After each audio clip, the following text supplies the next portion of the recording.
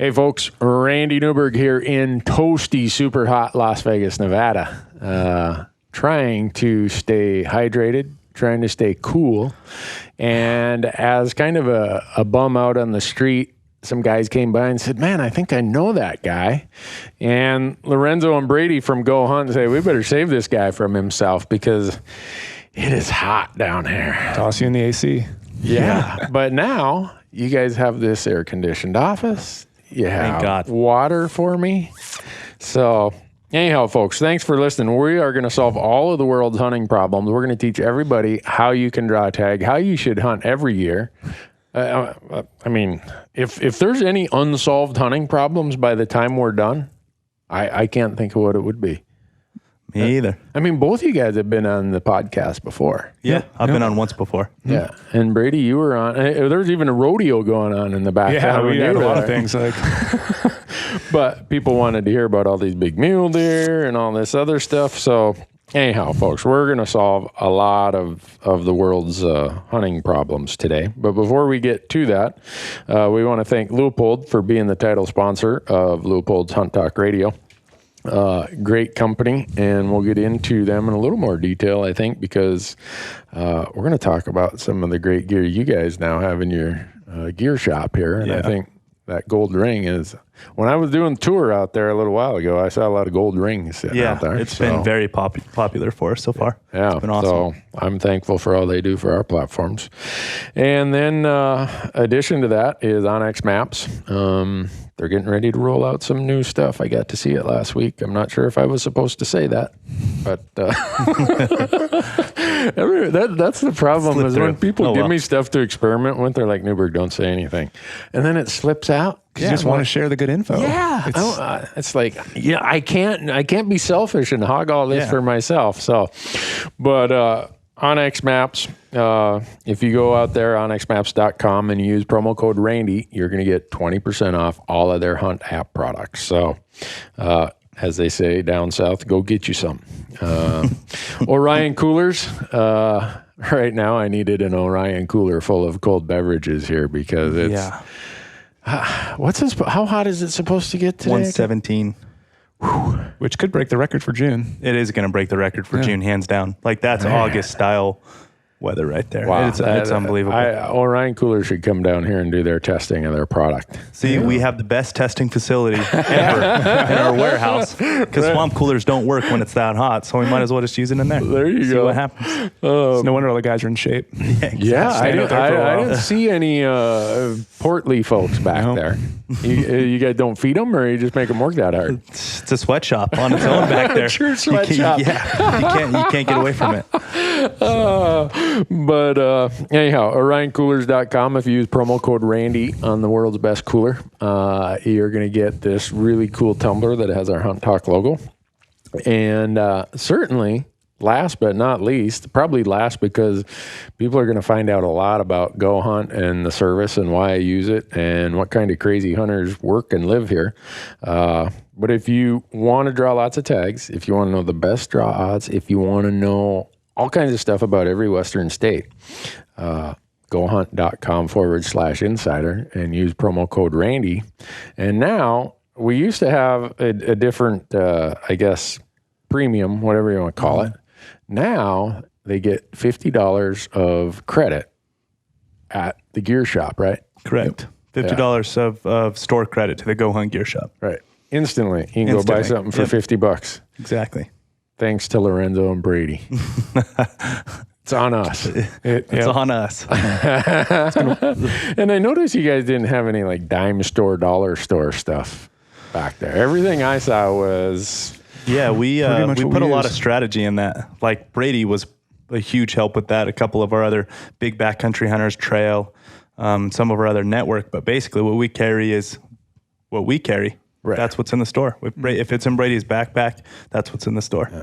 Well, you guys get a little more, what would I say, latitude in that, because us TV guys, everyone says, oh, Newberg just uses that because he gets paid to. Well, most everything that people see me using, I was using way before the TV show ever started. Mm-hmm.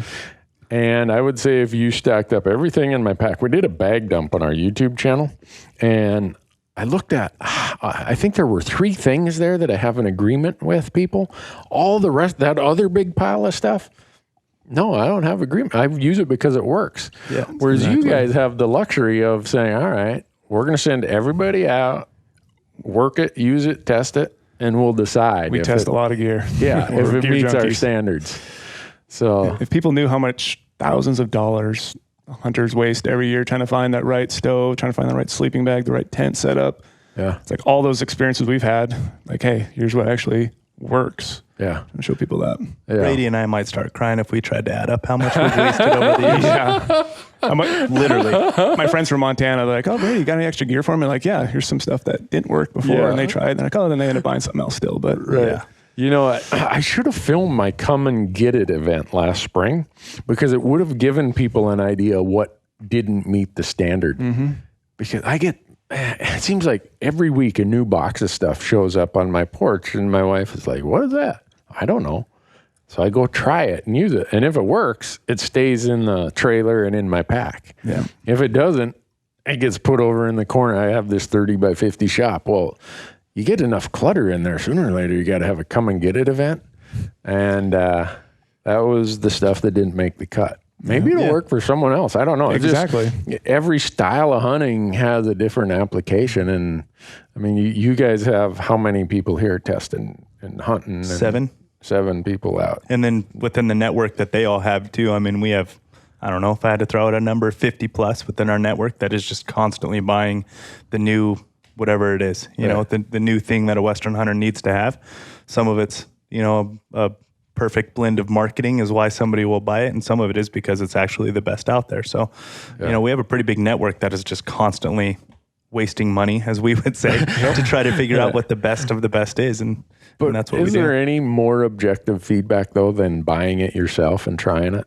No. That's the best way. It's the absolute best way. Yeah, I mean, and that's the idea was kind of bred out of that thought that is, you know what, we have wasted all of this money. Let's not add it up because we want to stay married. We don't want to talk about it. In your case, Brady, you want to get married. Exactly. We don't want to talk about it. 20 days away. So we'll just you know, come to terms with we've wasted a ton of money. So let's you know, stick with this knowledge that we have, this knowledge base that we have, and only offer the gear that is reliable, that is used, that we know works.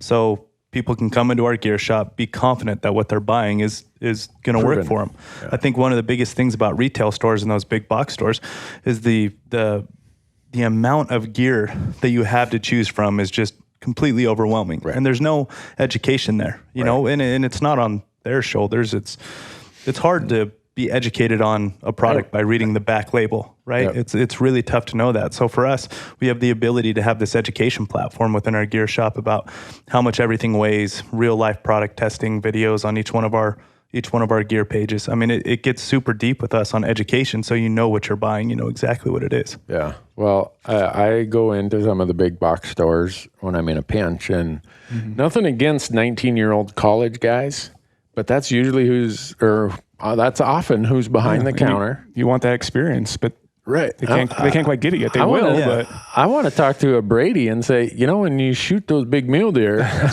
you know, it's something that gives me confidence that the person's used it, tried it. Absolutely. And some of those big box stores actually have spiff programs where the clerk gets a bonus or a little stipend for, well, we got to push these today. Yeah. And it makes you wonder, is there a lot of objectivity when, okay, I could recommend this one. I don't get paid anything, but I get a $20 spiff if I sell that today. And that's what we listened to the manufacturers a lot too when we went out and started developing this e-commerce platform we were going to do. And what they were saying is they go out there to the best of their ability and try to educate the floor salesperson on their product. So if a consumer comes in and asks, how is this going to help me in a real life situation, whether it be a 4th season mule deer hunt in the rut or an early season archery mule deer hunt at 10,000 feet when it's hot, like they would be able to explain it in a real life situation. their feedback to us was their biggest complaint every time they go back to train and check in on their salesperson, it's a new person on the floor. It's a very high turnover position, very, very super high turnover. So they never could get the education to where they needed it to be to then tell the end consumer. And that was what they were struggling with. So we came up with this gear shop where the technical support that we have as well, when somebody calls the gear shop, the number to our gear shop, they're going to talk to Brady or Trail or Brandon or Seth or these guys who have been on 15 of the hunts that they might be going on for the first time or trying to figure out how this article of gear is going to help them on the hunt. They've done it time and time again to really explain it to them. So that education is here with us. Those manufacturers know it. We have it in our hands every day we go hunting. So we listened to a lot of the problems out there and then went ahead and tried to solve them to the best of our ability. Yeah. So. Well, we got into that a lot quicker than I thought, but we'll come back to it. So I'm flying down here. I scribed down this whole list of questions based on our prior podcasts we've been on. And somewhere in this mind-numbing heat, I lost my notes. I think it melted, actually. I mean, you left it in the car. Exactly what happened. Okay, I thought maybe it was the coming of the zombie apocalypse or something, but I have no idea where it is. Yeah. Oh, wow. Since I moved down here, my truck has become a lot cleaner because you have to take everything out every time you leave your vehicle. It'll melt. Yeah, you can't leave anything in there. So it's not good. How does a guy who grew up in Minnesota, who went to work in Montana, adapt to Vegas heat? Or can you adapt? No, to you it? still cannot. No. Okay. And you grew up down here, Lorenzo. My entire life. Born and raised in Las Vegas. And it's still miserable? Still miserable. You can't get used to it. Literally, you cannot get used to it. The good thing, my sales pitch on Las Vegas is June to August is like this. Yeah. If you can survive those 90 days, the rest of the year, 70 degrees, beautiful. Right. Yeah. Well, I kind of like Nevada having this reputation of Vegas and heat because this is the most overlooked, fun, public land abundance of hunting opportunity that I can think of. Yeah. Mm-hmm. The last time I checked, Nevada as a whole is 93% public land. Yeah, it's some crazy number like that. And everyone just thinks of this as Las Vegas. Yeah. Just for guys like me who want to come here and hunt. I went to college in Reno, so I kind of knew what Nevada had to offer, but it is, I mean, I don't get paid anything for saying this, but Nevada is the most overlooked, and in terms of quality of a hunt, and by that I mean the age class of every species is magnificent, and it's not like they flood a unit with tags, so you aren't going to run into 45 people at the trailhead. Exactly. So the quality of the experience is remarkable. My life's been turned around for the better since I left Montana, and now I'm experiencing the buck quality in Nevada. And there's the early season; you can do more hunts because of it, and it's early season being August. Yep, being August. Because anyone, if you want to go back, I think it was in December. I can't remember the podcast number, Brady, but we did the podcast about all your mule deer hunting. Mm-hmm. And you're like a crazy fanatic archery mule deer hunter. I'm addicted to it. Yeah, I can't get enough. And if you're a resident in Nevada, you almost would have to screw up your application to not get drawn. Exactly. Yeah, pretty much. Yeah, and Nevada has the 90-10 rule, so 90% of the tags go to residents. Right. It's amazing. 10% to non-residents. And people are going to think I've got it rigged because I drew archery deer again this year with 0 points. But the beauty in Nevada is you got 5 choices. Exactly. So I swing for the fences on the first 2. The third one is like, the odds, average. The odds maybe 8-10%. And then the fourth one, okay, is there any place where my odds are 30%? And then my 5th choice is always, I don't care, I just want to go to Nevada. And those 4th and 5th choices a lot of times are really considered a very good unit in another state like Montana, for example. It's like those guys are waiting 10 plus years to hunt some of those trophy units, and it's like down here. The percentage of 4-point or better killed in the age class of our bucks is unbelievable. Yeah. So there's never like just I just want to go hunting type. I mean, you just want to go hunting, but you're still going to be hunting decent 4 points by the stats, by what the stat shows of the state. I'm kind of hoping that everyone continues to think of Nevada in this way because it makes my odds better. Absolutely. But I don't think it's going to stay like that forever because we have 2 Nevada mule deer episodes coming out from last year. And I told everybody that when they see these, because Matthew, who's over there filming, we saw the draft of it last week, the first episode, and it's remarkable. The number of deer we saw. It's always the number of deer in Nevada. And then it's crazy. The quality of deer. We shot 3 bucks in the course of that 6-day hunt. That if I shot 3 bucks like that in Montana, I would be doing cartwheels and monkey flips. Mm-hmm. And so, you know, Great. what's going to, the only downside about Nevada is you can go out and see what unit somebody drew. I know, you can't hide, it's the you cannot weirdest hide thing. it. That's what you see on Facebook and Instagram. Everyone's always blocking it out in Nevada. It's like, well, I can just go look you up right now. Yeah. Like, you cannot block that. Like, You can do name search. You can do all kinds of stuff, so you can't hide it. Right. Everyone knew what you drew. Yeah, so when this comes out, everyone's going to go and say, well, they were hunting in 16. Where did Newberg draw in 16? Yeah. And they're going to see, and the draw, they're going to go from really bad to just ridiculously bad after that. But the great thing is there's still leftover permits in Nevada again this year. there are. I said, when's the leftover deadline? Is it already here? No, it's the 26th of June. I believe. Yeah, I think it's the end of June. I think they're all archery, aren't they? Yep. Yeah. The rubies this year were the first time they have not been a leftover, but there's still a lot of leftovers. A bunch of the central Nevada stuff. I saw the 16, 17. 16 and 17 had a bunch of leftover tags. Those are good units too. Yeah, they Fun are. hunts. Yeah. For guys coming from out of state, and now they're available for residents and non-residents. It's like it's kind of a no-brainer to jump in that pool again, especially on August 10th. Yeah. Not a lot going on. No leftover sheep tags. Jeez, I can't believe that. Right? No leftover elk tags. None. If you can believe it, none. Yeah. Well, anyone who comes here and sees the quality of the elk and the sheep, you wonder why. it becomes very obvious. But you guys have this very complicated draw system, though, in some ways, in that you get 5 choices. So they look at all 5 of your choices before they move on to the other guy or gal. And they square bonus points. So forever, none of us really knew what your true draw odds were in Nevada. Correct.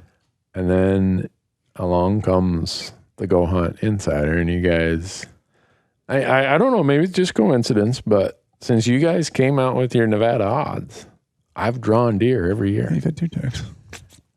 Maybe it's just they want us TV guys here promoting the quality of the state, right? Yeah, I mean, like you said, I don't know if it's coincidence or not, but everybody in my family has drawn tags every year since we've come out with our draw odds too. And unbelievable tags. Except you. Except me. But I shoot for the fences all the time too, so I don't try to necessarily play it because, like we're going to probably talk about later on in the episode, but we just like to go hunting. Right. And I get my calendar stacked up in other places, and I like to use Nevada as that true trophy once every 10 years kind of a place, just because the potential of what you can kill here is that good. So kind of like your brother. Kind of like my brother.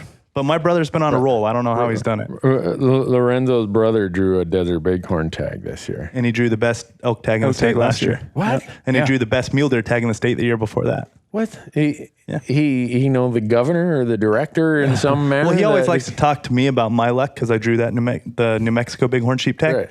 That's the only tag I've drawn. Like as far as true drawn tags, like top level drawn tags, that's the only one I've ever drawn. And he always talks about my luck. I have the best luck. Yeah. It's 4 years in a row now, 3 years in a row now that he's just been on fire, drawing anything he wants. Well, I'm excited to know that your brother has that tag because we're down here the same time and we're going to be filming a sheep hunt. My buddy Mike Spitzer, he was on the Nevada deer hunt last year. Those who watch our show know Mike's been on a lot of our hunts. He drew the same tag as your brother. So, yeah, that's awesome. Yeah.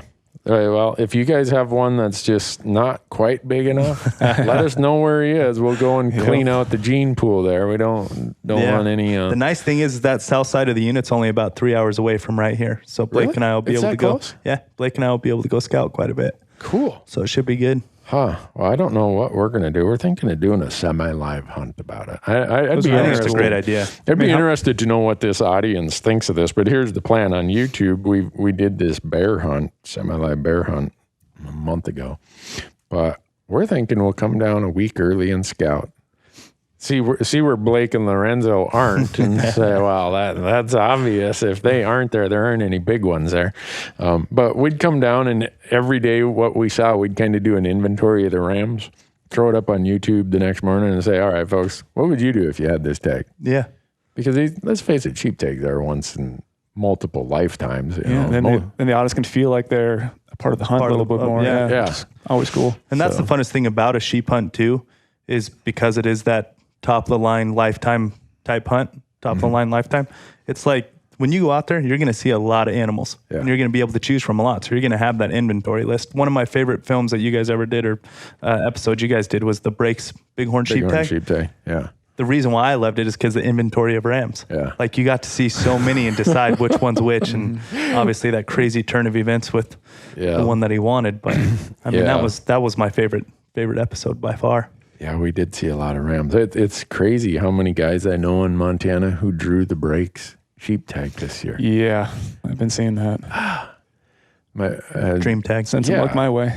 Yeah, I'm not sure what's going on there. And then all of them are like, hey, Randy, you want to come and film it? And it just, in Montana, we have almost I think it's a 10 or a 12-week season.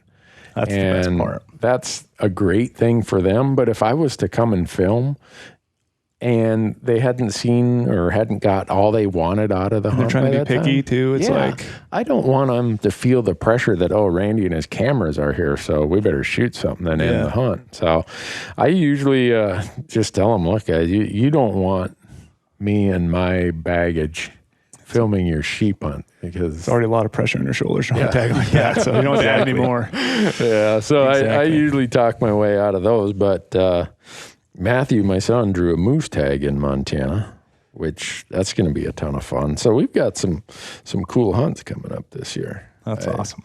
And jealous. Yeah, but getting back to the draw odds you guys have, if you guys can, maybe you can look in your admin panel to see how much time I spend on your site. We have. Oh, really? We have, yeah. It's ridiculous. Every time my wife comes up to the office, I'm sure she's like, go hunt. What is that? Hopefully that's not some sort of adult website or something. And he's up here spending that much time on it. But there's so many nuances you can find in there, so many different scenarios you can search for. Yeah. And when you're looking for those kind of outside the bell curve sort of places, which that's what I'm always looking for. Like the deer hunt I have this year, I don't know how it'll turn out. I've driven by it many times, but everything tells me there's probably some decent bucks in there. It's definitely outside the bell curve of like general thought of Nevada, but there's some really good bucks in there. Yeah, and you guys had this motto for a while. What do you call it? Be your own hunting consultant or whatever. And really that is, to me, a big part of the fun of the off season. Absolutely.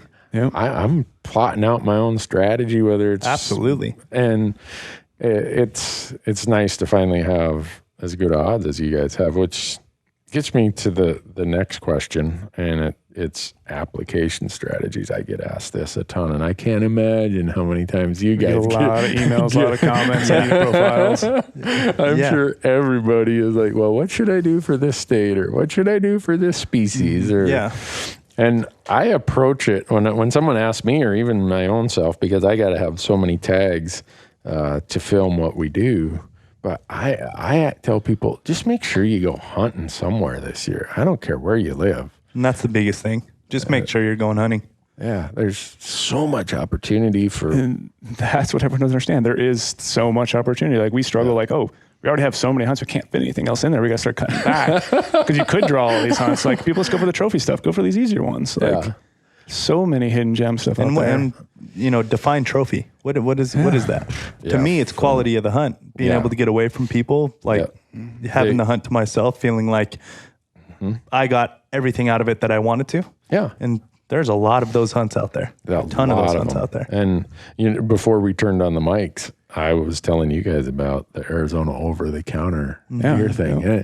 And I had a friend who does it. And then I read your article, Brady, and I'm like, I'm going to do that. I don't know how long ago it was you wrote that article, a couple of years ago probably, but I did it.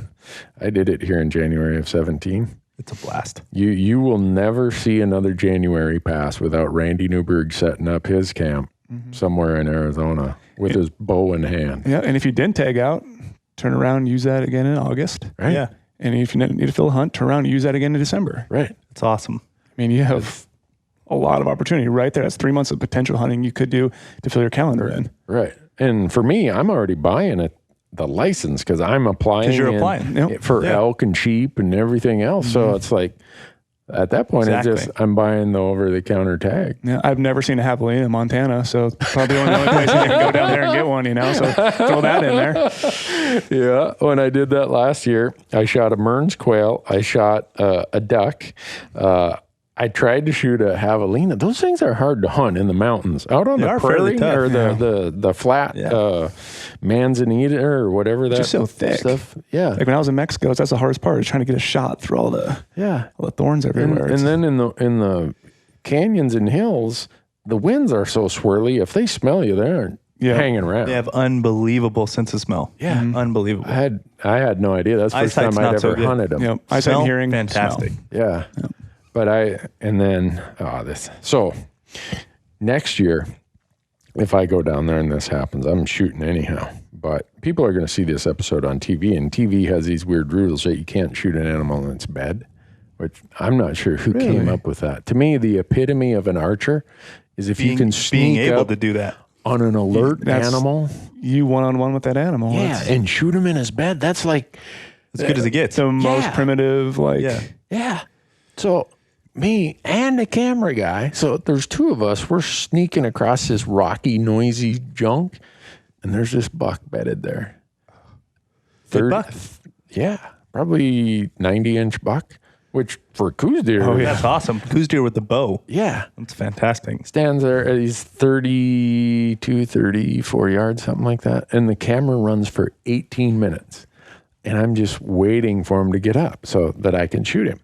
Well, then when he gets up, what does he do? He walks dead away. Exactly. Every time. Oh, man. So when people see that, I think it's going to do two things. One, they're going to say, Newberg, you're an idiot. You should have just put that on YouTube rather than worry about TV, which I should have. In hindsight, you think of a lot of things that you aren't thinking of when you're out there trying to fill the tag. But so they're going to see that, and then they're going to see how many deer we saw. I just want to know how you stalk 32 yards from a coos deer. That's pretty impressive without making a bunch of noise. That stuff's so dry. When they see the next piece of it, Brady, they're gonna shake their head even worse. So we see this other buck bed, and some of that country down there has this grassland stuff. When they bed, they disappear in that grass. That gray ghost. So we get to stalking, and we're running out of brush. I told the camera guy, I turned to Marcus, I said, well, he must be gone. I can't see him. This is the last little tree he was by. Well, I said, well, let's just sneak around and look. And so we're looking, and I turned to the camera and I said, well, that's what happens when you go out of sight of a deer. Sometimes they get up and leave. And as I say that, Marcus says, oh, blank. And over my shoulder, he films the buck getting up out of its bed 20 yards away. Oh, gosh. We were standing there talking, and you could not see that little booger 20 yards away. I mean, they're so small. That's awesome. If I would have just stayed right there and waited till the sun arced, so he had to move for some shade, you would have been right on him. I think I could have made a 20-yard shot, but I don't know. I get pretty excited when I got a bow in hand. And you were saying that earlier, Lorenzo, about how exciting it is when you got a bow in your hand. If I don't have that feeling, I'm done hunting. Yeah. That's the best part about it for me. I love it. Is that why you're archery elk nut? Yeah. Yeah. Definitely. That's your if they say you only get to do one kind of hunt every year, but you get to do it every year, you're going archery elk. Archery elk in the rut. Okay. Having those things screaming in your face at less than 50 yards, sometimes way even closer. Like it's as good as it gets for me. That's something I can't do without. Yeah. I have to do that every year. Have to. I like that term. Have to. Brady, I got a suspicion what you're going to say would be that. It's not going to be elk. It's as much as it's a moving conversation you just had, but I mean, the high country mule deer for me is a must do every year. When you say high country, how high? I mean, I love that 9, 10, 11,000. Okay. Like even above timberline? Oh yeah. I want to hunt mule deer like mountain goat, like just above in the rocks, like in the ab shoots. Like I was always trying to find that in Montana. It's just when you get up there, all it is rocks. There's no mule deer up there. But I mean, that's why moving to Nevada has been so good for me. And then I'd apply for, the easier to draw areas. I get to hunt that every single year, that same type of terrain. So many deer. I just love glassing and just like that style of hunting where I can see a lot of animals and it's all on me to make a stock down. I think that's a little more my style than calling and kind of having a little bit of luck on it. I mean, maybe I was a really bad elk hunter back in the day when I was in Montana, and maybe that's why I switched over to mule deer. But I mean, something's working. What you guys have listed there are two completely different hunts. They really Lorenzo talks about the calling aspect, and that's almost, you feel like you're talking, you're interacting in a way that everyone tells me you get that with turkey hunting, but I'm such a bad turkey caller that I can't say. I can't get into turkeys for whatever reason either. Like maybe it's because I don't know how to call them, and I do know how to call elk. Like it's a weird thing. I just can't get into it. And that's what my friends make fun of me about, because I love turkey hunting. I love calling turkeys, running a pot call, running diaphragm calls, anything. I just love it. Love hearing them gobble. But then elk hunting, it's like, so I don't know. And then so what you threw out there as your selection, Brady, is very much a visual hunt. Yeah, I love that adventure. The whole, since I'm big into photography, I get up in, the alpine, and you wake up in the morning, sun rising, and it's just like gorgeous. Like everything's I could blow it up in a big giant photo all over my house. It's like, that's what I love, being to see the scenery, see the mountains. That's why I've always just like the adventure, hiking around, and that just rolls into being too. You have to be so dialed in your gear, because I have such heavy camera gear I always carry, just like you guys do too. I just have heavy photography gear, and just sit there every day in glass, and you're just in the elements. If it rains that day, you're going to get soaked. If it's hot out, you're going to bake in the sun waiting on a mule to stand up. It's like, that's what's really neat for me. What's interesting is one of the most common questions we get on YouTube when people see our hunts is thermals. How many people are asking about thermals? And I guess since I've hunted out west now for 30 years, you take it for granted. And both of the hunts you guys talked about, you aren't going to fool the nose of either elk or mule deer. No. And especially both of you said, well, did you say archery or did you say just whatever any? weapon I could? Yeah, I mean, archery mainly, but But I guess because I've been doing it long enough, I take for granted that everybody knows about thermals. But the number of emails I get on it, and I'm trying to think, how would you do a video on YouTube about thermals? Because visual for it. You need a lot of baby powder. Yeah. Just like go down the hill, throw some up. Yeah. And as quick as you say, well, this is what happens, you'd throw some up and something different would happen, because they're not predictable necessarily at all. No. Especially elk hunting. We were saying earlier, like in the timber. Once you get in the timber's like, it's the biggest headache on the planet. You can never bank on anything. Right. You are on one slope that, okay, maybe it's a steady uphill thermal. As quick as you walk around the nose or the corner of that slope, maybe it's mixed or going downhill. That is so frustrating for me. I can't even tell you how many times I thought I knew what the thermal was doing. Yeah. And all of a sudden I hear the hoof beats of elk running through timber crashing, the worst sound ever. Or with mule deer, I've thought, I've got this dialed in. And I get there and I'm spend an hour stalking, and I get right above where he should be. It's like, well, he should be right here. Yeah. Well, some way, shape, or form, he smelled me and he snuck off. Yeah. Mm-hmm. So I don't know how to explain that. I mean, the general rule, we all know that, is it's going uphill when the sun gets warm, and it's going downhill in the morning and evening. But that's so generic. I almost worry about doing a video that takes such a complicated thing of thermals and tries to simplify make it that simple. I think in a general term, that is true. But then you start getting into all the crazy variables of ground temperature, moisture in the air. You start to get into some crazy storms rolling in. What the barometric pressure is. Like, it starts to throw thermals in a completely different place than uphill in the morning, downhill in the evening. Yeah. So it's crazy. That little wind checker bottle is your best friend. It's constantly at the poof it the whole time. Even sitting in there, like just waiting for deer to stand up. Because you might have to move left, right. You might have to get back out for a little while, come back down in on them. I went through 2 bottles of wind checker on my elk hunt last year. Yeah, literally 2 bottles of it last year. Yeah, I always carry it next to my bino pouch, And everybody, not everybody, but a lot of people are like, what's that thing you got that I see you squeezing?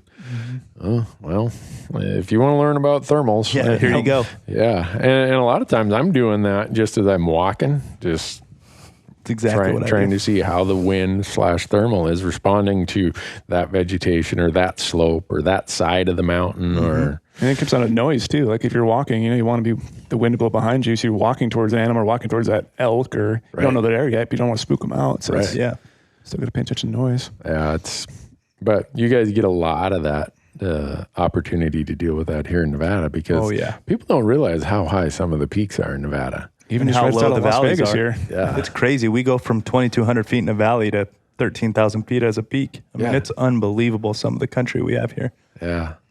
So if you guys listening haven't yet become fans of Nevada, I'm probably going to give up on the idea, because we've given it the best sales pitch we could, short of saying that we'll guarantee you a sheep tag. But that one's a little tough to guarantee. I'm pushing, I think next year, I got 19 points for sheep here in Nevada. You just got to move to Las Vegas.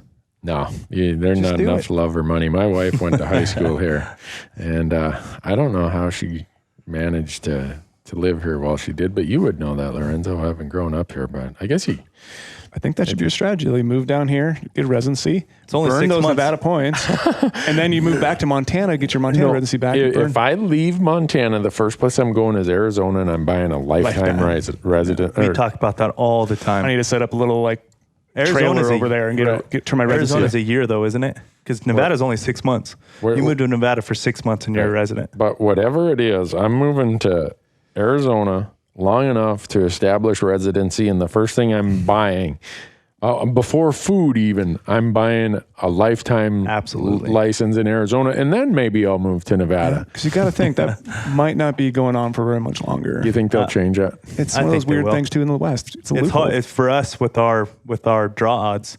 It's a weird deal. Yeah. It kind of throws off our.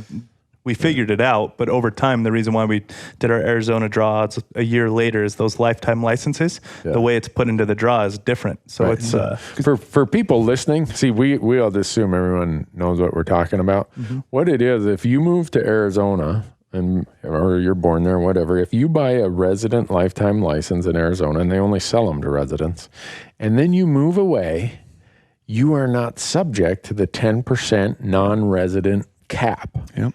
So that screws up draw odds, like you were saying, because you got a lot of these people who moved away, and they're drawing in the resident pool rather than the non-resident. But it's pulling from the non-resident tag quota, right? Which makes it even more confusing.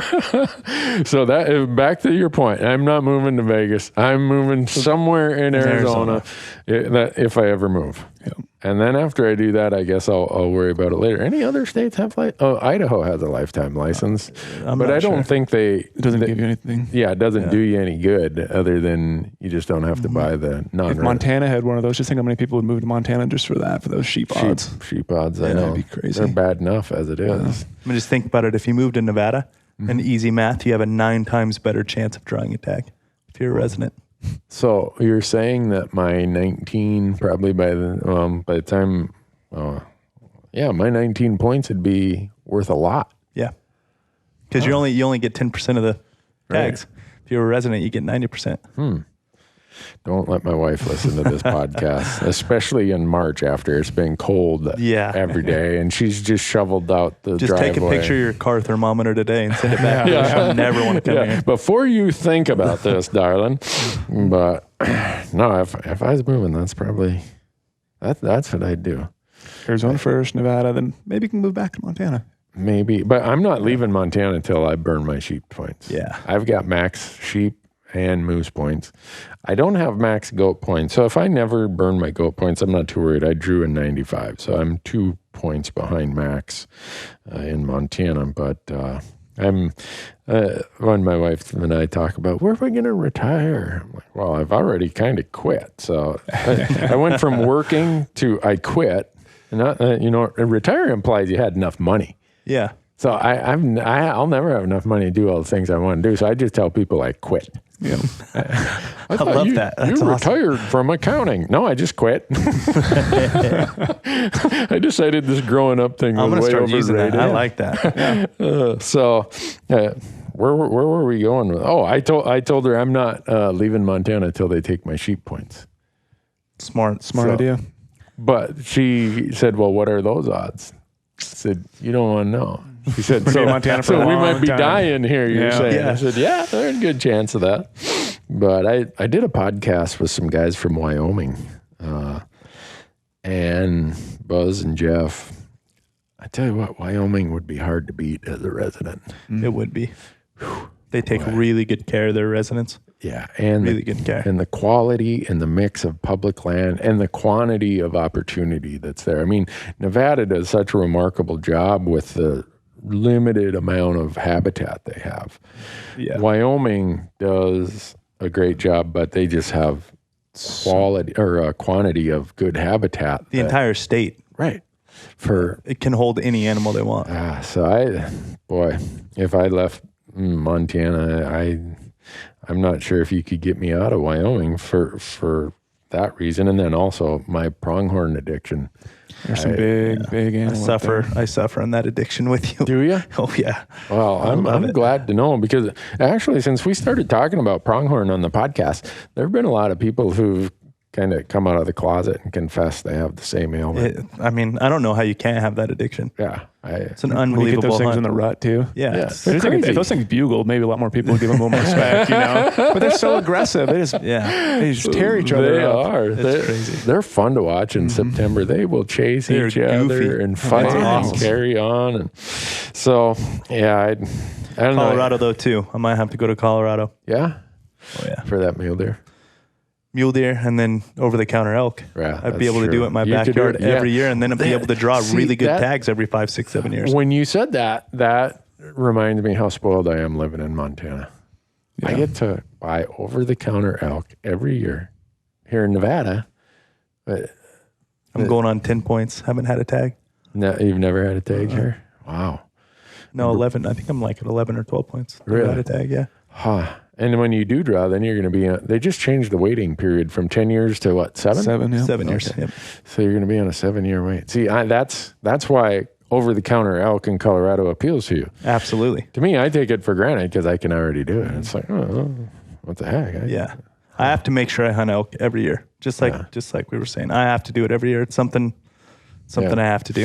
Yeah. You said you're saving your Arizona points. Saving my Arizona points. I've special saved them hunt. for too long now. So next year I'm going to burn them. Might have to talk to you about that. So I'm going to burn them next year.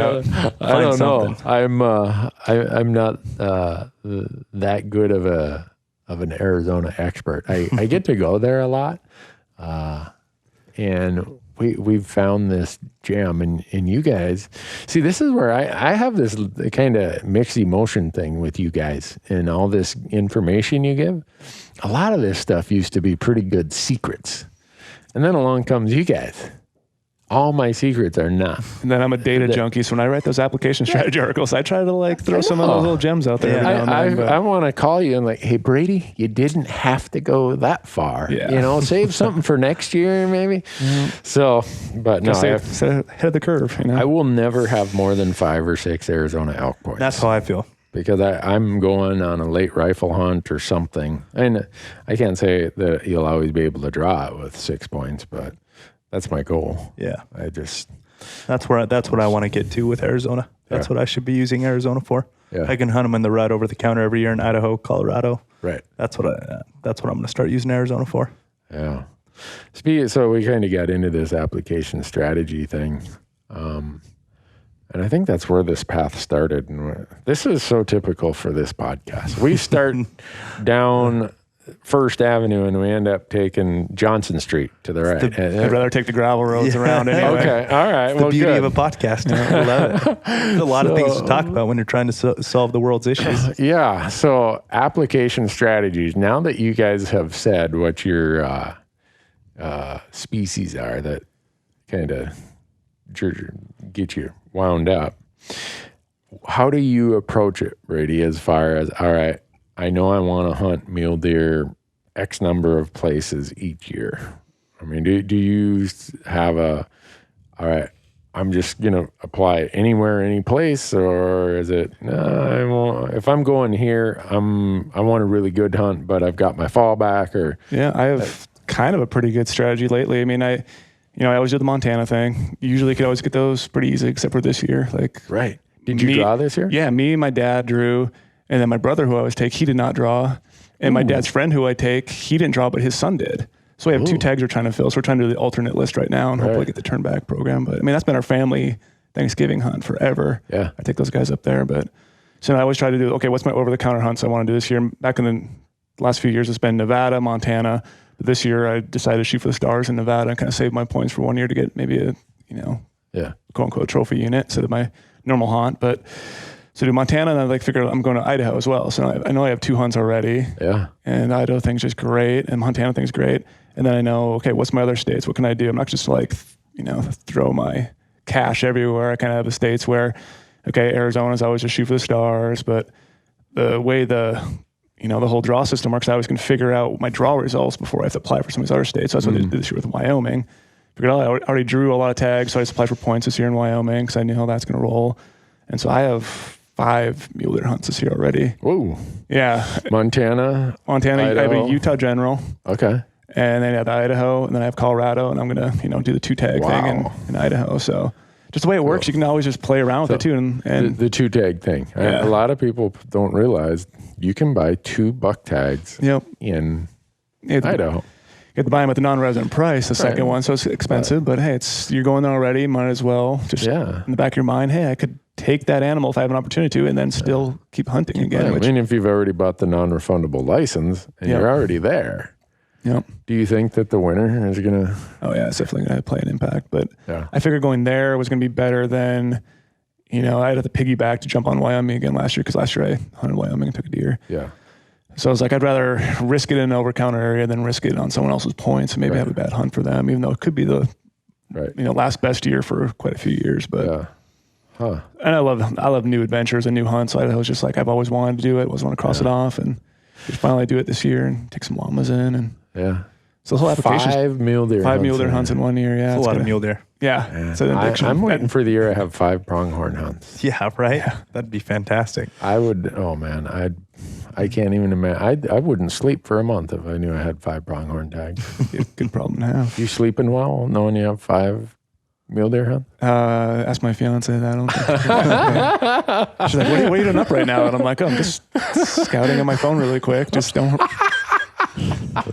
Got a plan for a wedding. I guarantee you that's happening. Yeah. No question. Yeah. Well, wait till you've been married for 29 years. They won't even ask what you're doing now. That's why I drew the tags before I got married. So I already say, hey, I drew before. I have to go this year. Does she listen to this podcast? She usually listens to the ones I'm on. Yeah. So, so now you're gonna let's just fast forward through it.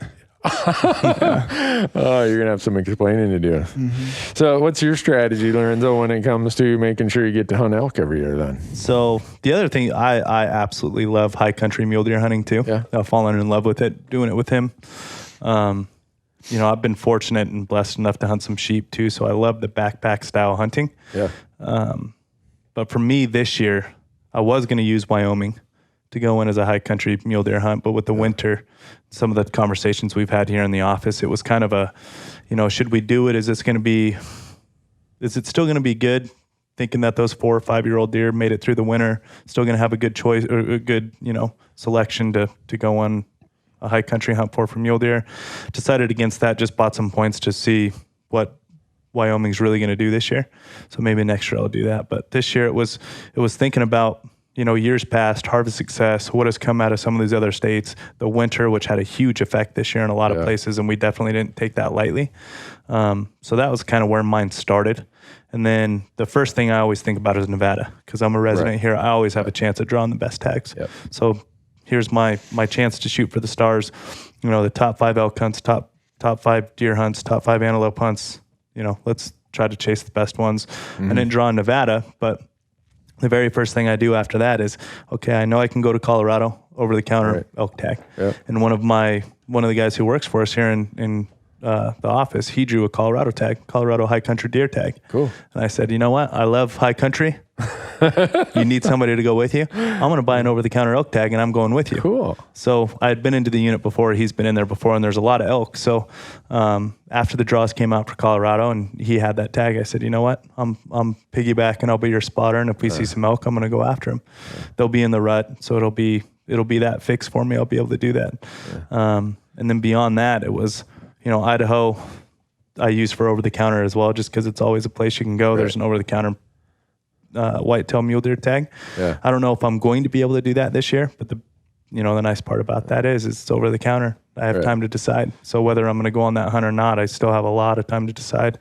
And then Utah, I always shoot for the stars in Utah, but they're not very nice to non-residents. So that one's still getting to me. I have a lot of points and I can't seem to draw the tag that I want. So, listening to you say that and knowing that you live in Nevada and how hard and unlikely it is to draw elk in Nevada, you could just, as your strategy for hunting elk every year is the same strategy someone from Illinois or Georgia could use, because your odds of drawing here, it's not like you're in my shoes where you can say, well, if I don't draw, I got my over the counter tag in my home state. Yeah. So you got to be thinking this like if you were a non-resident back east. My biggest thing is the general tag in Wyoming, which I decided against it because of the winter. And then I decided Colorado and Idaho this year were the two places I was going to go.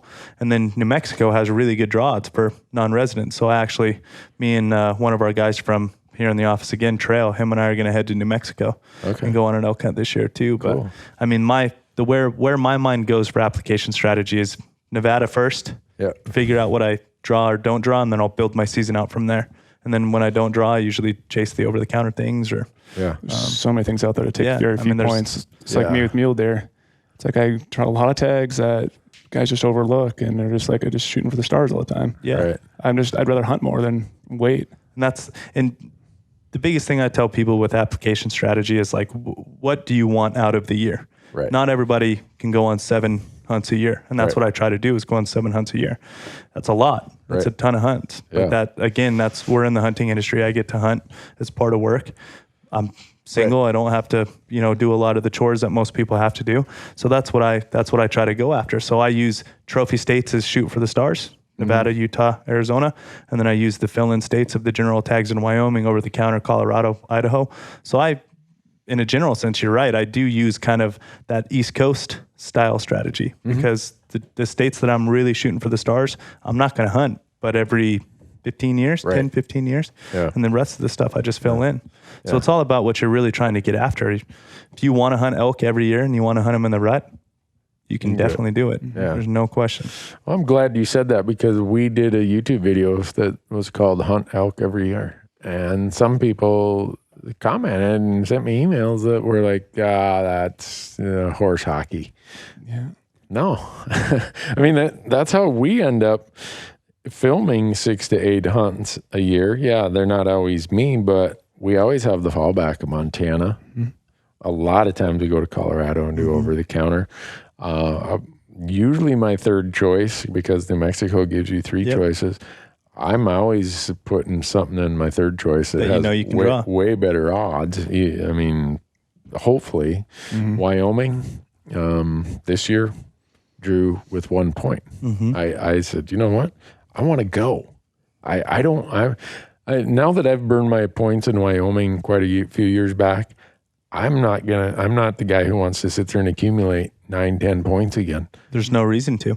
No, give me a 1 point unit. I'm going. Yep, you need that experience too. Those guys who wait and wait and wait. It's like you've never elk hunted before, now you drew a unit that takes 14 points. Like, how are you going to be successful? That's so much pressure on you. That's the other thing too, is archery hunting elk. I like to do it every year, so I know I'm staying fresh with calling and with the archery tactics of elk. Staying on them. Is it a moving herd? How are you going to hunt a moving herd if you just have to dog them every day that you wake up? How are you going to hunt some lead bull with 70 cows on him and he's in the same spot every day? Like those types of things you learn every year as you get into it. And then hopefully by the time I draw my Nevada tag or I draw my Arizona tag, I'm going to be very well rounded on, okay, that's the bull I want to kill. here's what he's doing. I've done this before. Let's think about, the best way to get on this bull. Yeah. Like that's what I like to keep in my mind, is knowing that I'm sharp with years in the past. Yeah. Well, for me, with this building knowledge thing, I feel like the more I hunt, the more I realize what I didn't know.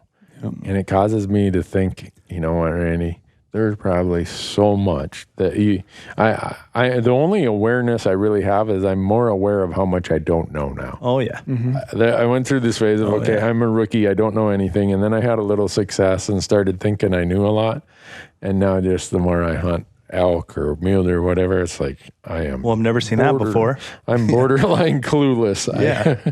But every once in a while something happens, or at least it did just for me this last year. We were like, I've done this before. I know exactly what to do. I've seen this before, and it works out just as you planned. Yeah. And that makes you feel good. Whether it gives you some false confidence for years coming up, maybe. And I definitely struggle with that in my head, thinking that, okay, that's probably not going to work 3 times now. But, it's those types of things that make you feel good. And having confidence is always a nice thing. I heard a guy one time say, don't confuse randomness with fact.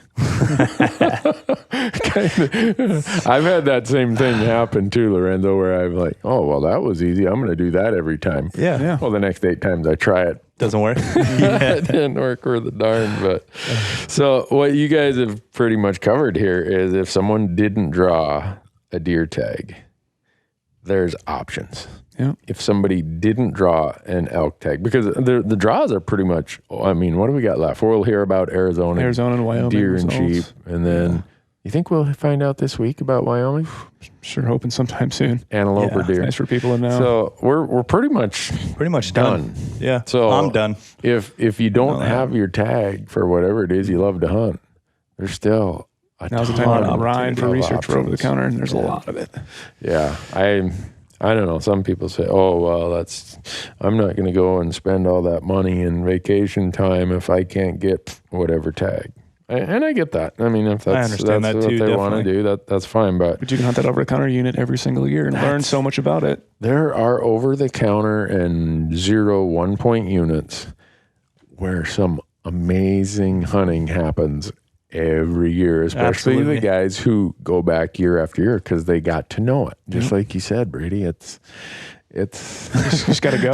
You just got to lose the fears and research. You just got to go after it. I mean, if that's really what you want to do, there's opportunity. Yeah. But if you're not willing to do it, then I guess don't complain about not having any tags, right?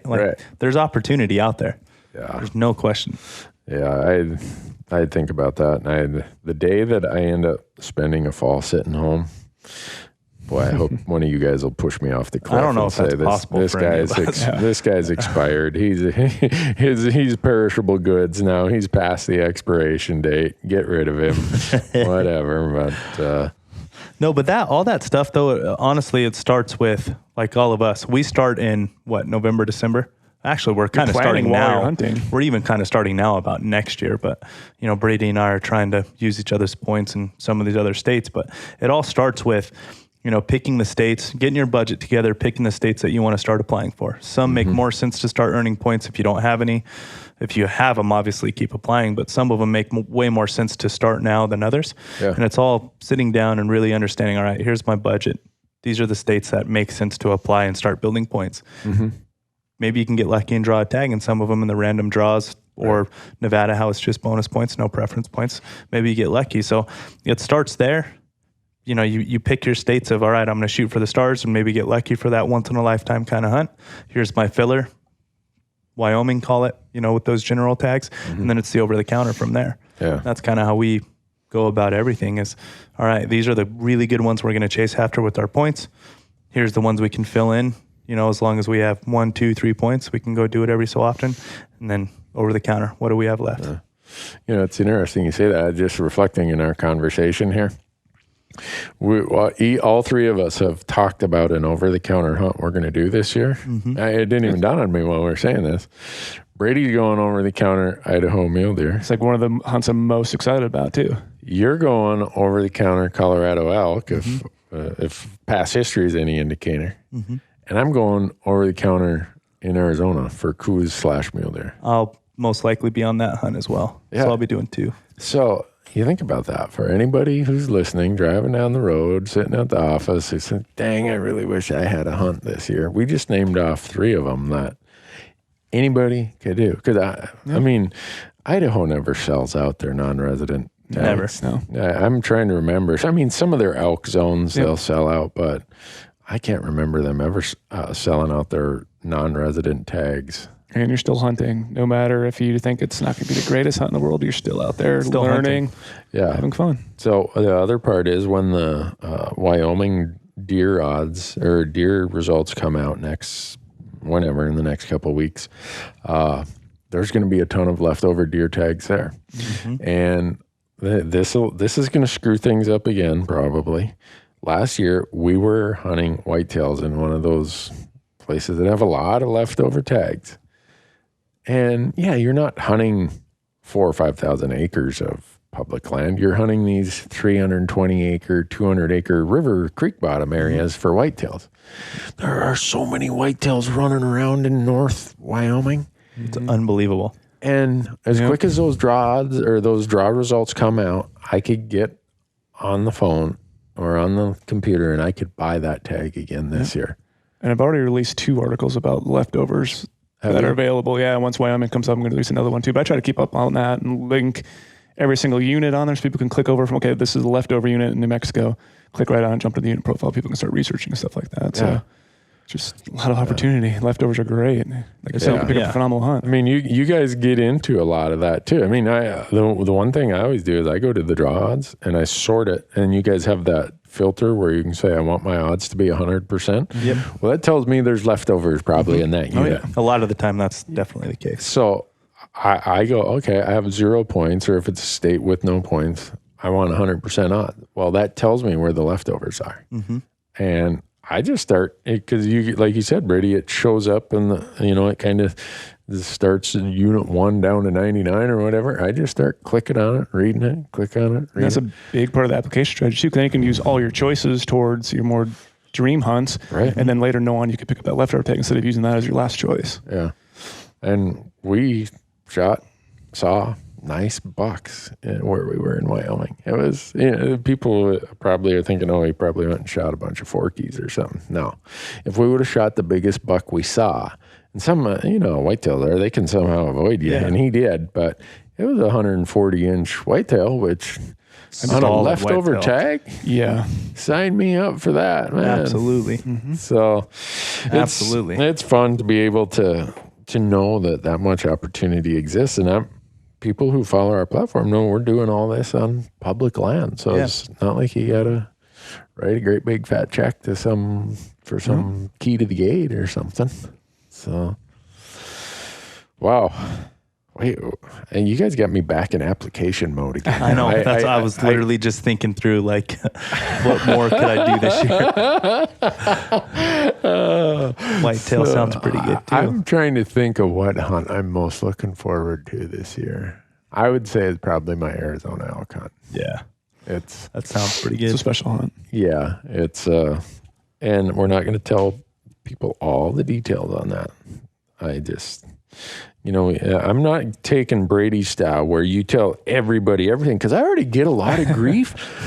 I tell people stuff on a YouTube video or on a TV show. I get so much heat. Why are you telling people that? Well, I'm trying to lower the hurdles. But compared to you guys, I'm keeping the hurdles pretty high. Yeah. I mean, your application strategy articles are really, really good about, because you say, okay, if you have 0 to 1 points, here's your expectation. If you have 2 to 5, here's your expectation. If you have 5 to 10, and if you have more than 10, I mean, should have already been hunting. Right. In a lot of the cases, Yeah. My theory is, other than maybe sheep or in some states elk, if you got more than 10 points, you're wasting time. Yeah. You have so much time to hunt in your life. You got to utilize it. Coming from the guy who's sitting on 19 Utah pronghorn points. What? 19? Yeah. I was going to burn them this year, but doesn't fit in the schedule very well. Well, yeah, because the very first draw of the year is Wyoming elk, and I drew. Well, Utah's pronghorn season starts September 17th or something like that. And I'm like, no, I'm going to be chasing bugling bulls in Wyoming. So I just bought another point. So honestly, that that's guy I a always big see in the part application strategy. of application strategy though too. When you get those, you look at what you've drawn, and you can kind of hold off on some and keep building points. You know you have a guaranteed hunt whenever you want it. Right. So if you ever do have an opening, you're good to go in Utah. Yeah, that is. And now that you say it, I just assume that I didn't think of it as quote unquote strategy, but it is part of how I approach it. Yeah. To me, that Utah tag is kind of ace in the hole. Yeah. Whenever you want it. Take it. I think there's one other non-resident as foolish as I am. And in that top unit everybody applies for in Utah, there's I think there's 3 tags given away to the max point holders and then 3 in the random draw. So I guess for me, it's just whenever I want to call them up and say, hey, boys, send me the tag. Mail it to me. That's when you do your antelope marathon and have a Colorado tag lined up. Exactly. Have some other tag, have a Wyoming tag lined up and try to schedule them around the same time if possible. Ooh, you know, you can do it around the same time. Yeah, you could. I've only drawn Montana pronghorn twice in the last 7 years. In my home state, I've only drawn twice. Yeah. I don't know. But I'm not going to. I've drawn more limited entry rifle bull elk tags in that point in Montana in that period than I have pronghorn tags. That's crazy. I know. So all you who think really that crazy. I've got the game rigged, I don't. I would trade most of those elk tags for a pronghorn tag. Yeah. But there's nothing I can do about that. So, but when you have the right strategy, though, you draw tags. That's what it comes down to. You do. Yeah.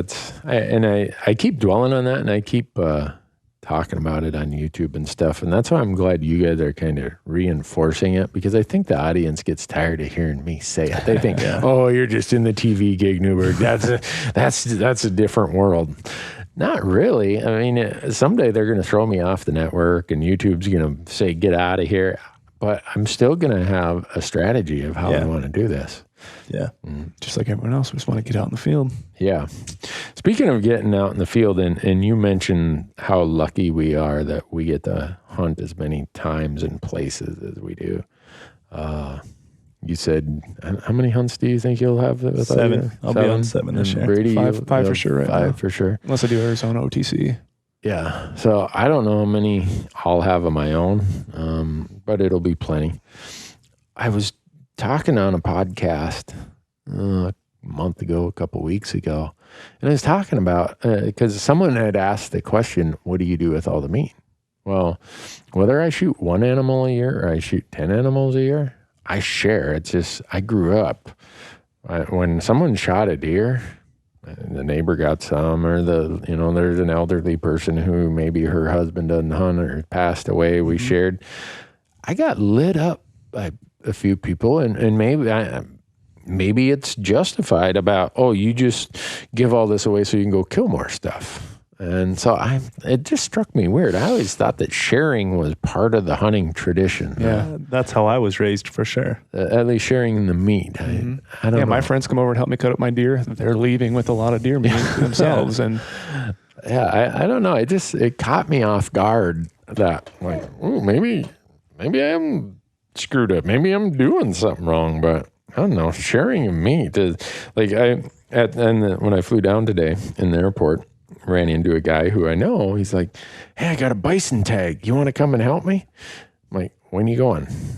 He's like, oh, this period. I'm like, oh, I got an opening then. And this is kind of the reversal. I want to go help him because I want you some want of that meat. bison meat. Absolutely. No question. And I said that my son Matthew drew that moose tag, and he's already inviting all kinds of people to come with us and help pack that thing out. And it's amazing how many friends I gained after I came back from British Columbia when I had a moose. Yeah. They all wanted some of me. Yeah. As they call it, a meat cutting party. Right? Yeah. So and that's how I was raised too, is that sharing mentality of it now, especially like not everybody gets to hunt as much. Right. And I have friends now with families and kids, and they want to raise their kids on real meat, on wild game meat, and show them, this came from the wild. This is how the difference in, you don't just go to the grocery store. This is what he did. Here's, an animal that you've never seen before.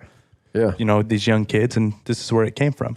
So they have like that side of it too, where I have friends now saying, man, I wish I could go hunting this year. I just can't. My kids have soccer games. My daughter has a dance recital or something like that. And I pitch them some meat and let them, not have to go to the grocery store for a while. Yeah. That's how I was always thought it was supposed to work, at least. And even me here in Las Vegas, like I play in a lot of competitive basketball leagues. All my basketball friends like add me on Facebook or Instagram. They're like, Brady, you hunt all the time. Like, could I get some of that meat? Yeah. Like they've asked me multiple times. I bring a cooler in when I practice and I just set it down like, hey, afterwards I snag some snag some steaks, and they love it. Yeah.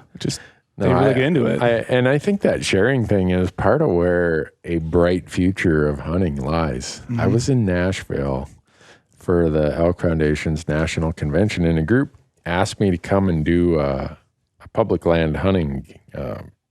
They called it a pint night. And so I said, yeah, I'm in town the night before. Let's do it. And so I called the organizer. I said, well, how many people do you think will be there? He said, 10 or 15. I'm like, oh, okay. We showed up and the brew pub was packed. I'm like, wow, Garth Brooks playing tonight, or what's the deal here?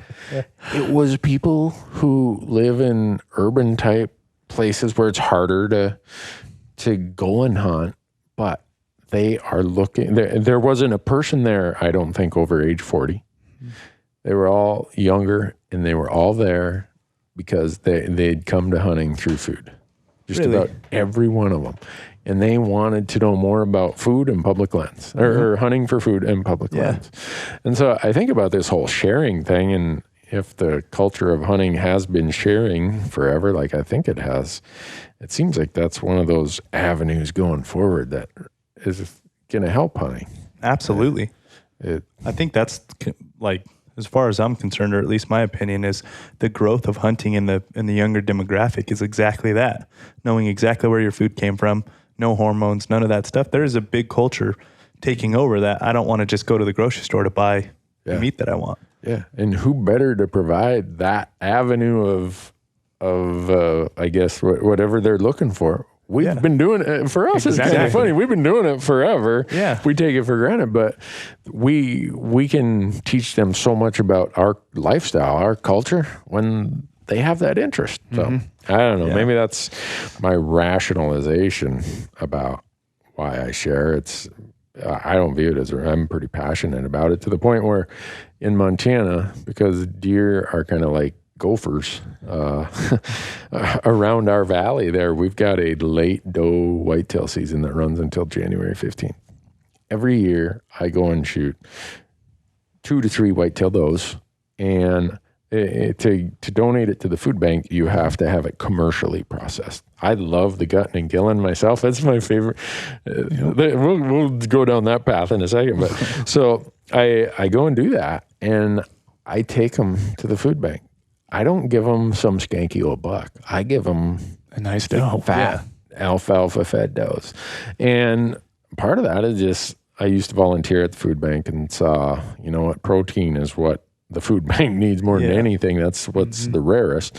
But I want people to share in that, to feel that, wow, the landscape provided this. No wonder these hunters are so concerned about conservation. This is absolutely, this is what it's providing for them. So, but the tangent to that about the gutting and gilling, I don't know how you guys feel about this, but anyone who's been a guest hunter on our show, I beg them to let me do the gutting and gilling. Really? I have no idea why. The field processing, and if there's one part about the TV show that it takes away a favorite part of hunting, it's that I used to process all my own stuff, start to finish. And I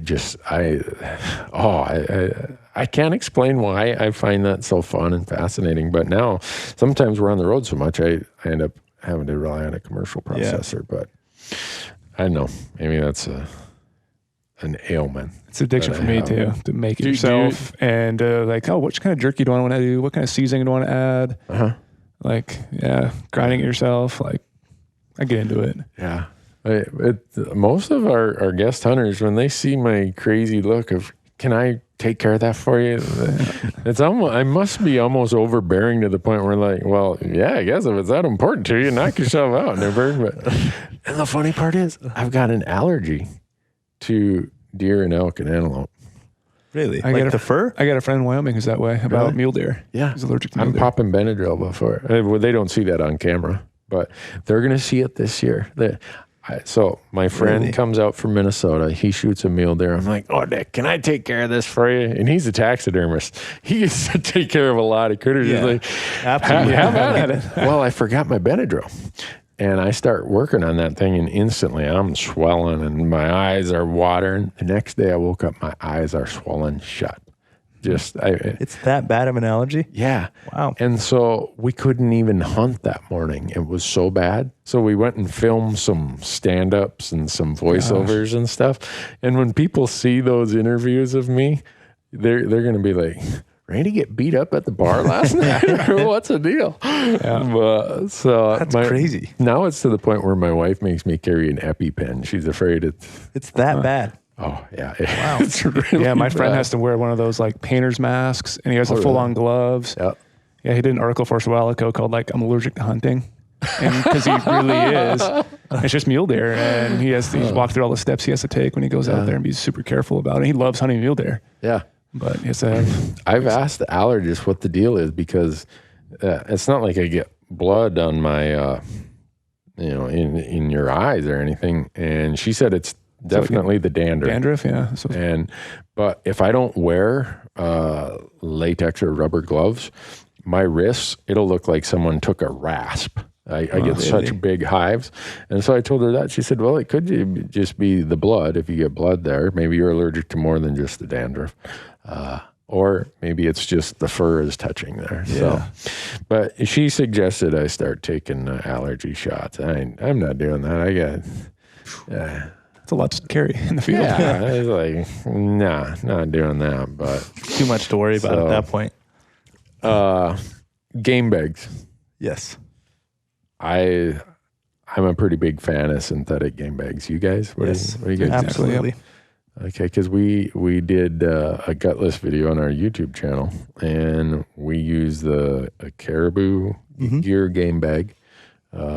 You guys, I thought I saw some of those out on the in the gear shed. Gear shop. I was going to call it. Yeah, we shed. definitely carry those. So a lot of guys are like, "Oh, well, I can't believe that you do that." Da, da, da. Well, after we do all this work to get this meat, gotta keep take care of it. Yeah. Absolutely, as best you possibly can. Yeah, and I've got some of those that I've kept for. I don't know how many times I've reused them. They're synthetic. Mm-hmm. And some people will say, oh, go and buy the cotton sheets or pillowcases down at the Goodwill store. I like things that keep out bugs. Yeah. Yeah. Like I don't want things laying eggs on there. And right. Exactly. To be able to wash them and reuse them all the time, that's huge. Right. And here in Vegas, when it's 117 degrees, you don't know about humidity. But I used to pour boy it and use the cotton pillowcases and stuff. And then one time in Alaska, we were moose hunting and it rained and it was just damp and moist and humid the whole time. And you find out that cotton doesn't wick moisture that well. No. And moisture on meat after about 4 days is really a good place for a lot of bacteria to grow. And so that's I don't know. It gets into that whole sharing game. Yeah, you want more of that meat, so you don't want to be cutting that off. And so I'm a pretty big fan of that. And it's not that hard to carry those. They have these not at all. They sit in the bottom of your pack. They're always ready. They're always there. Yeah. You never know you're going to kill something. Yeah. And if someone I tell some of the guys, you got your game bags? No. Oh, you don't plan on killing anything today, huh? Yeah. Exactly. You're knifing your game bags. Smart aleck about it when I say it, but for me, if somebody decides that they're not carrying their game bags, I don't think they're serious about killing anything that day. I fully agree. If I leave the truck without game bags, it's by accident or because I was just being stupid that day and forgot something. So, but that's a big one for me is just the whole food part, the sharing part, the taking care of it from start to finish. And I know a lot of our listeners are probably nodding their head saying, yeah, I get the same thing. But for me, I talk about it maybe more than some people want me to because it's that important to me. You have a favorite recipe, Lorenzo, of wild game? I honestly like ground burger. That's my favorite, just because it's so easy for me. It's long hours in the day. I'm not really home that much. And so it's easier for me to go home, thaw it out real quick, and then start doing some pretty fun things with ground meat. I mean, that's always the easiest for me, at least. Yeah. Brady, you got? I'm almost very similar. I mean, my fiance loves like the burger meat for tacos. We can do so many different lasagna and stuff like that. Do like my favorite one's kind of like crack some eggs with the burger in there, and I put some basmati rice, get some peppers, get some onions, throw it all together, and just like mix around like a stir fry kind of thing. I like to stir fry with it too. A lot. Oh, really? Yeah. Okay. I love Asian flavor. Like Thai food is probably some of my favorite. I like spicy, so I definitely like stir fry. Yeah, he's kind of got me addicted to that. So that's kind of really? the whole Stir fry basmati rice thing and mixing it all together. And Stir fry. you can have it for breakfast. You have some eggs in there. You can have it for lunch, and then just make a ton of it at once. And there's no limit to what you can experiment with the burger side. In fact, earlier this week, we're down to the last remnants of antelope burger. Antelope's so good. Yeah. Antelope is good. I like antelope. I swear you either find people who love it or hate it. There's like no in between at all. I love it. Yeah, I love it too. And so this is when the audience hears this, they're probably going to say, what? And this goes kind of with my food or my allergy thing. I'm on a low protein diet because I have this weird liver condition. I think I probably was not a good patient. we thawed out 2 pounds of antelope burger, me and my son Matthew, and we grilled them, and we put this Dog Day spice rub on it and stuff. And standing there looking at those things on the grill, I said, you know what? Liver problems be damned. I ate 2 antelope burgers that night, and I woke up the next day. I'm like, ooh, this was not a good idea. But boy, it sure was good while it was happening. You'd love to be with me and my friend Jeff this year in Nevada. When he killed his buck on like the 4th day, we ate backstraps upon backstraps that night and literally gorged ourselves the next day. We were really slow. We pounded through a lot of backstraps in one night. I love that feeling though. Yeah. That's the other thing too, obviously with backstraps and fillets. Like the loins and things. I mean, you can't be just an awesome steak cut. Right. Can't do that. But as far as the rest of the animal goes, it's definitely ground meat for me. So we've been talking about all this food stuff and everything it takes to take care of the meat, which for me is a huge part of why I hunt. And I guess it's for all. Absolutely. Oh, yeah. I live on wild game meat. Yeah. But then that kind of gets me into, because when I start talking food, all of a sudden it resorts in this whole bunch of questions about knives and game bags and how do you do it and blah, blah, blah. I was, out in your gear shop there. We were doing a bag dump on our black bear hunt on YouTube the other day. And someone had emailed in and said, I want to know what's in your pack when you're black bear hunting. So I pretty much just laid my pack on the ground, started throwing stuff out. 3 headlamps in there. And I'm sure people are like, you really need 3 headlamps? But you guys carry an extra headlamp carry or multiple just batteries? I'm going to this year after my battery died in Colorado. That's why I carry multiple. It was a full moon. So Have you ever had a bulb go out on you? I've never had a bulb go out. I haven't either. I think with LED technology nowadays, I think we're pretty set. Yeah. So I would lose mine before a bulb will go dead. Yeah, that's what I feel too. So for me, sometimes we shoot an animal and we're trying to get footage in the dark. So we're hanging headlamps all over trying to light up a subject. But headlamp, you use Black Diamond? Yep, Black Diamond headlamp. Yeah. Yep. Because I've got a Black Diamond, a Brunton, and a Petzl. That's why I run Petzl. Do you? Petzl's really nice too. I mean, you can't go wrong with any of the brands nowadays. All I look for is big lumens and long battery life. You guys, what do you guys have here in the gear shop? We have both Black Diamond and Petzl, actually. Okay. Yep. Yeah. We have one that are like rechargeable ones on Petzl. Then we also have the Black Diamond ones that take the AAAs. And the Black Diamond one I have, that thing is bright. Yeah. Holy smokes. And they're getting lighter and lighter every single year too, but they're still getting brighter, which is always a great thing. The thing I like about the Black Diamond is that you can lock it so that it won't turn on. So the batteries won't turn on. I've had that problem in the past a ton. Whoever came up with that idea was definitely a hunter. Yeah. Because they understand when it's on the bottom of your pack, it always turns on. Always. My biggest thing this year was Wyoming because I was solo hunting in Grizz country and I kept using my headlamp as the brightest one that we had. and just cranked it on. I kept seeing all these eyes glowing, and I'm like, oh my gosh, that's a grizzly and a bunch of cubs. So I'm like freaking out. I have my sidearm, I have my pepper spray on, and I keep pulling up my binos, trying to like aim my headlamp a little bit to see what it is. Hiking a little closer, they're so low to the ground. I'm like, oh my gosh, that has to be a grizzly. I'm dead. Like I'm all by myself. Like it's the biggest fear ever. And my camp's so far away. And then I get closer and closer, and it stands up as a deer.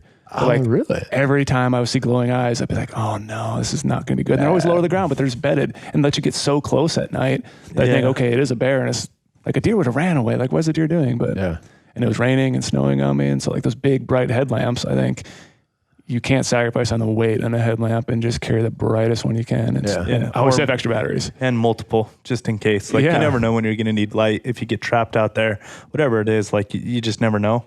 And for me, I always, if I'm packing out an animal or have a heavy backpack on or whatever it is, I like to have one around my head and then one in my hand. Kind of use as a flashlight just to move around to kind of the side stuff a little bit. But I always make sure I have a couple in my pack at all times. It is nice too to hang one from your tent. Yeah. Right. And I like to do things in your tent in the morning, or I'm reading at night, or that's the other thing I do as well. So I always have multiple. I'm glad to know that I'm not the only guy who seems to be a collector of headlamps. Light is an important thing. It's very important. Do you run with a green lens or a red lens? I have one with a red lens. Green for me. Yeah, I do green also. And a lot of it is, well, obviously they say that animals have a hard time seeing your light if you're green or red, but also your buddies will punch you in the face if you have your black diamond at its highest. And turn to talk to them? Yeah. When you're on the trail and the next 5 seconds you whack a tree. There goes your night vision for about 2 hours. Exactly. So I saw those there. I get a lot of grief. Not grief. I get a lot of, I don't want to say ridicule, but almost astonishment that I will use trekking poles and I'll have my rifle strapped to my pack or have it under my arm with a gun bearer. But I don't go anywhere without my trekking poles. Your 4-wheel drive. Yeah. I want to be able to lock in the hubs. Yeah. Yep. And especially when I'm coming downhill, because as I've gotten older, my knees are like, ooh. I have a really bad knee injury from football, which bit me on our backcountry hunt in Colorado, but I've never gotten it fixed for, young, dumb reasons. But I don't want to take hunting season off, and I refuse to. So I'm just not going to do it. And for as long as I guys make fun of them. Possibly have to. But having those trekking poles for me is the greatest thing ever. Yeah. Walking through scree fields, boulder fields, I'm always just jabbing it, catch my balance at the last second. And it's. Do you use the twist ones or the binder clip ones? I use normally the binder clip ones, the flintlock. Lorenzo? Binder clip? Yep. Okay. So I can just tighten it down if need to lock it down a little tighter. And exactly. And stuff doesn't get in there. I want to do, like I've always talked about, laying in my tent at night or whatever, for whatever reason. You think about some funny things back there. But I want to know, like in a study, I swear I cover way more country with trekking poles. Oh, like way faster. Yeah. My clips are way faster. Everything's way faster, I feel like, when I have trekking poles. Yeah. I know I can cover more country with them. Yeah. And I save weight too. When I carry trekking poles, because my tent uses a trekking pole. Mine does too. Okay. And so I don't have to carry an extra pole for the tent. I can just use one when I'm hiking around normally. Carry two when I'm hiking in, then I have two when I'm hiking out with meat, obviously. But then during the day, I just have one. Yep. So you use them as your tent poles? Yep. Huh. I don't do that. But no, I get a lot of people asking me, and I don't get paid by any trekking pole company. I use how do you pronounce it? Lecky? I say Lecky. Okay. I use the cork light ones with the binder clips. Yep. And I saw you guys had some. Pretty sure that's the same one I'm using too, but the model names I can never remember. Yeah, we have both the carbon and aluminum ones back there. So. Yeah. I use aluminum ones. A lot of guys are like, oh no, once you go carbon, you'll never. I'm on the same mentality as you. I lean towards aluminum just for that extra strength. I know if I want to fall, I want something to catch me. Yeah. And then still be able to use it again later. Yeah. That's the thing too, is I'm a bigger guy already. And then when I have a 70-pound backpack on, or maybe even more if you have animals in it, right? Like I want to make sure it's going to hold up. I got talked into it by a friend who, I'm going to say the term wrong. He's in the world of medicine, and it's about human walking, and I don't know what the term is. It's a doctor who studies human physiology and how your body moves. And he said, oh yeah, trekking poles save you at least 30% of effort required. Really? Yeah. And I'm like, really? He said, that's the kind of stuff I think about in my head laying in my tent. Like, I know they help. I feel like I covered a lot of country today. You know? And then he also talks about how the stability of having that, as you said, 4-wheel drive is easier on your ankles and on your knees. And so it shifts all of the work to your core rather than your calves and your thighs and your ankle muscles. He said you'll be far less fatigued at the end of the day. And I have found the sweet spot too, where you can lean on your trekking poles on your backpack straps to get a nice little like breather instead of like going down your knees and like leaning over there and you have a heavy backpack on. So it's, you can do weird things with trekking poles for hiking. Marcus, my one camera guy, took a picture of me doing that exact thing, packing a bull out of a absolute hole in Colorado last year. I'm just leaned like that, thinking, don't shoot an elk here again, Randy. Because it was so steep, I felt if I leaned back and I started rolling down that hill, they'd find me somewhere down in Mexico at the time I stopped rolling or something. But no, it's just stuff like that. Little pieces of gear that I think all of us in our hunting, we take for granted because we've sorted this gear filter for so long. And I get the benefit of all of these emails and comments on YouTube that really point out to me that a lot of people are going through that same process and they're interested in what we're using and what we have. We use because we get to do it so often. Yeah. Like we said, you know, not to bring up a specific number, but the amount of money we've wasted trying to figure out like what suits us best for the type of hunting that we do. I mean, that's what's in our store now. You know, we carry multiple headlamps in our pack. We have those in the store. We use trekking poles. Those are in our store. We use synthetic game bags. Those are in our store. Yeah. Like that's the mentality we took when we started building out our inventory list. Yeah. Well, I will, in the sake of full disclosure, I did notice you had a bunch of Mystery Ranch packs back there. And and I've been using Mystery Ranch packs since before I started the TV show. Bought my first few. Now they give them to me, and I do have an agreement with them. But when someone's carrying a pack quality like Mystery Ranch,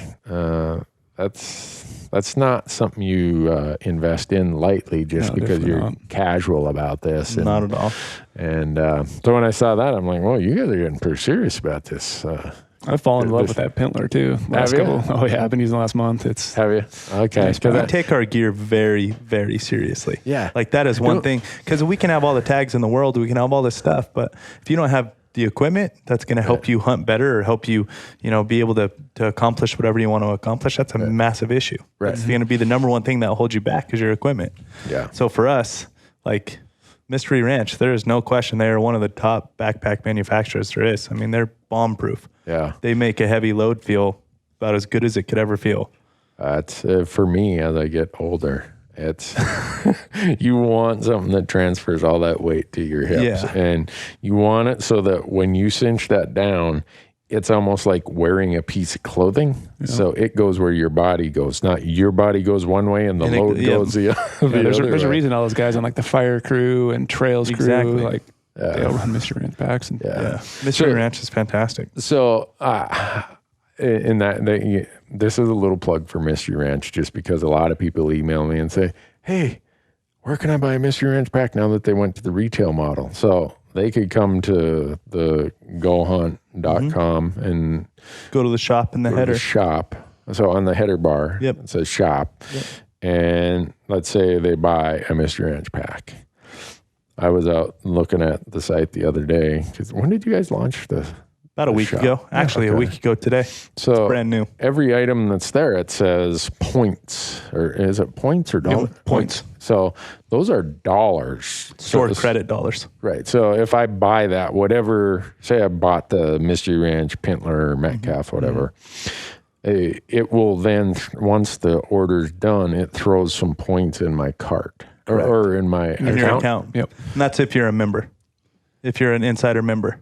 You get the points back of the insider store credit back on whatever purchase you make. Okay. But do you have to be, if you just wanted to come there and shop, do you have to be a Absolutely member? Not. Anybody can use the store to shop. That's and for the great gear selection. That's the great gear selection, that educational platform about how each item is going to function in real life situations. Our technical support, it's all available to non-insiders, insiders, anybody who wants to shop with us. Okay. It's just if you are an insider, we have a rewards program back for basically we have store credit back for each gear item that you purchase. We have variable margins, obviously. Everything has a different margin.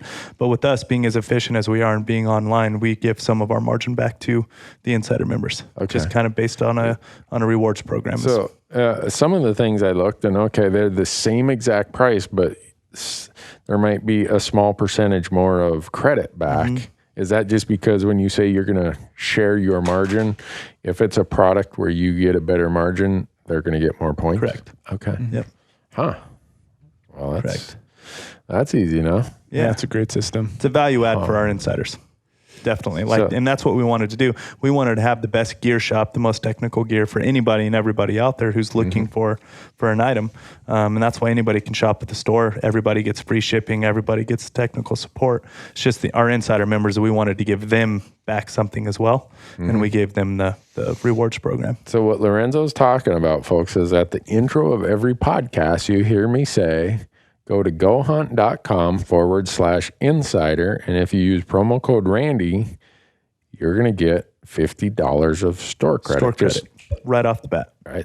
So, and so like, I've got some of these affiliate or affinity credit cards, and it says I've got 13 billion points. Yeah. Well, then you find out that it takes 1 billion points for $1. Exactly. Yeah. Your number is true dollar for dollar shopping. Dollar for dollar. I love American Express, not a shot at them, but their point system is out of control. You have to have all these points to do whatever.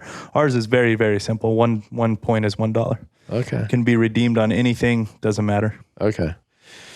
Well, there you have that, folks. So with that, getting back to the gear thing, because when we do gear bag dumps and talk about gear, do you guys get this as far as traction on your website too? That when you talk about we need gear, to do more of it. Yeah, we need to do more of it, especially now that we have this gear store. I find that same thing going on in anything I write or we do that is gear related, and it's surprising to me, but then I put myself back in the day when I hadn't quite sorted my package for my style hunting, and I was that interested in gear also.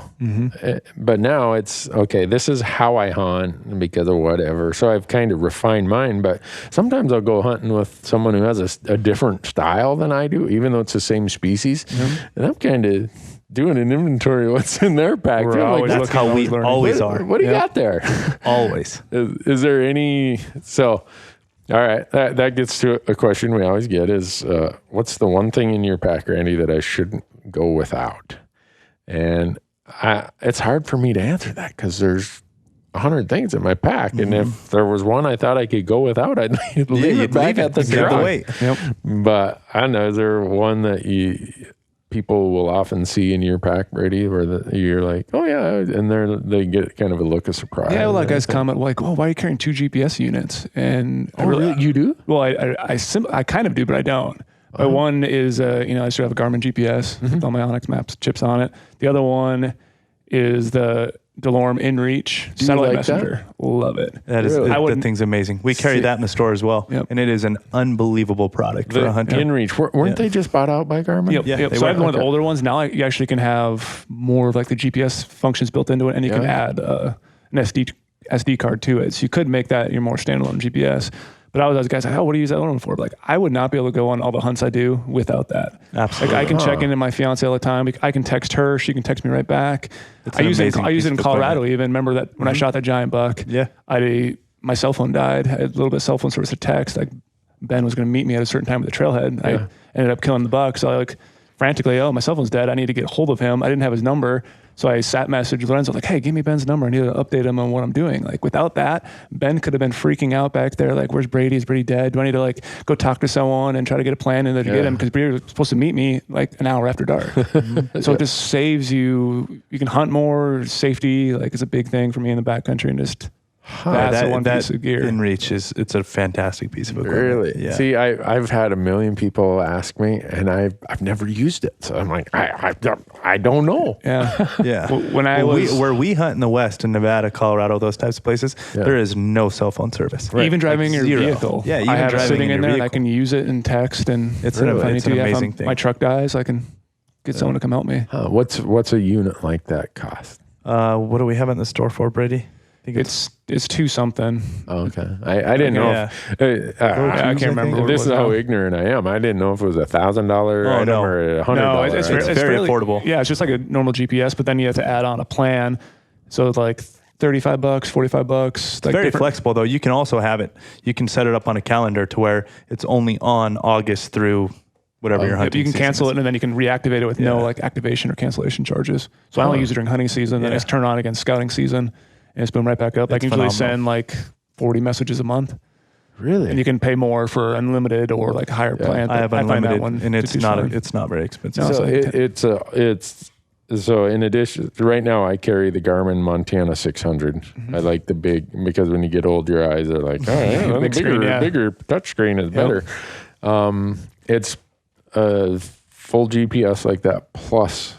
And it can link, so you could text right into the device. Like that's what I did when my cell phone died. Okay. Or it can Bluetooth over to your cell phone, and all your contacts on your phone will link right into there. So I can actually text. I just have to turn this on. I can leave it in the top of my pack, have my cell phone in my pocket.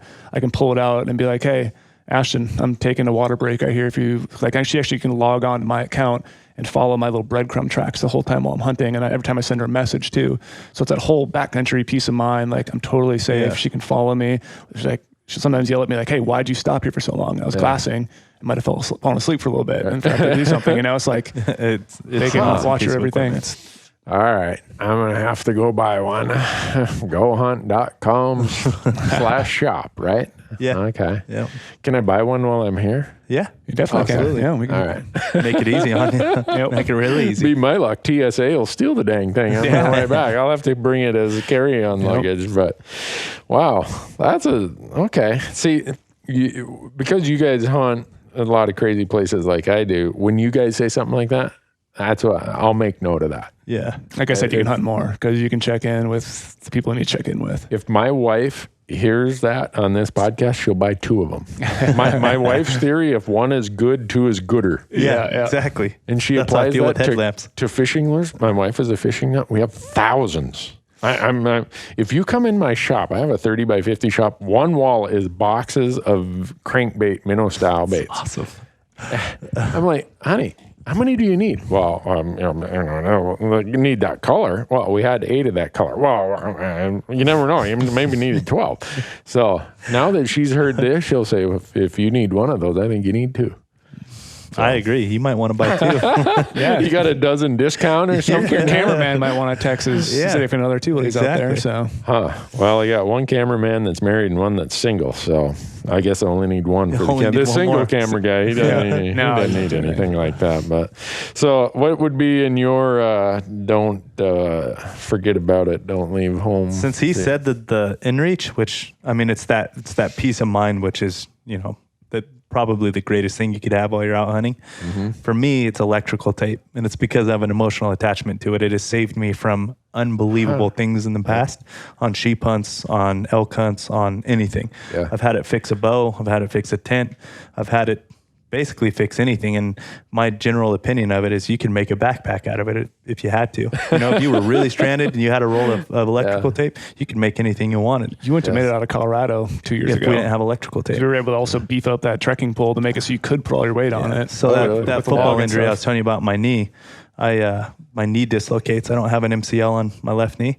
And then so we were back in the backcountry hunting. It's actually on film. It's called Into Thin Air is our video on it. But my knee went out in the backcountry, and I was putting so much weight on my trekking pole. The next couple of days, I actually snapped my left trekking pole, and we obviously had to get out. So we got a couple tree limbs and taped them on both sides of the trekking pole, and the electrical tape held up the entire time. But I always have a full.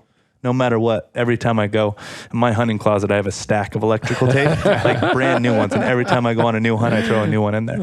It's saved me from a lot of bad things in the past. The perfect thing about that too is I take that electrical tape and I'll wrap it around my trekking pole in a couple of different spots. So I have actually a big roll of it on my trekking pole, and my trekking poles are always with me. Oh, and then if you need it, you pull it, unwind it. Yep. Mine's an emotional attachment just because it's helped me so much in the past. Yeah. And it's just something I always make sure I have. I carry that in this bag dump. Some people commented they saw that I had electrical tape over the end of my barrel because I want to. It keeps debris Keep your out. barrel safe. Yeah, it's there's so many reasons why. But again, it's one of those things I've been doing forever. So I just kind of take it for granted. And it's always good when you can dig into your kill kit, and that's where I keep mine. Like, oh, you're wrapping that tag around that antler. Yeah. It's like that's why I always wrap my tags in electrical tape. Always. Yeah. I'm trying to think what would be that maybe people don't realize that I get a lot of utility out of it. It might be I carry about 4 or 5 little zip ties. I don't know how many times we fixed camera equipment and other stuff. I have Gerber makes this center drive multi-tool. That's come in handy a lot of times. Yeah, multi-tools are definitely a must. Let's see. Those, I don't know. There's always obvious things, a fire starter and stuff like that. That's what we said. If there was one thing you could do without, you'd leave it, right? Yeah. So you do need all of it. Right. I mean, that's the crazy thing about hunting, especially backcountry hunting, is you really do need it all. Yeah. No doubt about that. So walking through your warehouse back there with all that stuff, it caused me to start thinking it's not by randomness that you guys selected this or selected that. No. Who had some defining experience about why this product got put in here? It'd be almost fun to go and do a YouTube video. All right, who got to nominate this piece and tell me the story of why this is in the store? Because your store isn't the anything for everyone store. No. This is a very precise, defined, targeted. This is what if you're a Western hunter, these are the things you need. Right. That's our store. Yeah. It's not the things. It's not. This is the stuff you might want. This is the stuff you need if you're a Western hunter. Yeah. And I see you guys carry socks. Yep. And I'm a sock snob. You should be. Anybody should be. If you don't take care of your feet, it's the most important part. You're toast. Again, we did a YouTube video about keeping your feet warm. And I told people I never, ever, my socks that I'm going to hunt with that day, I don't wear them around camp. I don't wear them in the truck to the trailhead. I have a pair of socks that are there. And when I get to the trailhead and I'm going to put my boots on and start hiking, that's when I put them on. And I saw you guys had Kenetrek socks. We have a bunch of different models of them. I'm a big fan of those. Again, and the point is that these are not Kmart. Nothing. No, not at all. No. Is Kmart even in business anymore? I don't know. I don't think they are. I haven't seen a Kmart forever. The one in Bozeman got demolished. So before I just thought, before I say, this is not a Kmart operation, I thought, I don't want Lorenzo to get a call saying, hey, what are you doing here, defaming our enterprise? But we always talked about it. Handpicked, field tested. Whatever his gear dump, Trail's gear dump, Brandon's gear dump, mine, like. We all have our different styles, and we also all throw it in input. Like, okay, what would you carry that a normal hunting box store wouldn't carry? And a lot of it's that niche backpacker stuff. That's where I get a lot of my influence on is backpackers because they go super lightweight on food, but they don't have to hunt, so they don't have to carry the big weapons and everything. But I can take all their stuff, put it into hunting.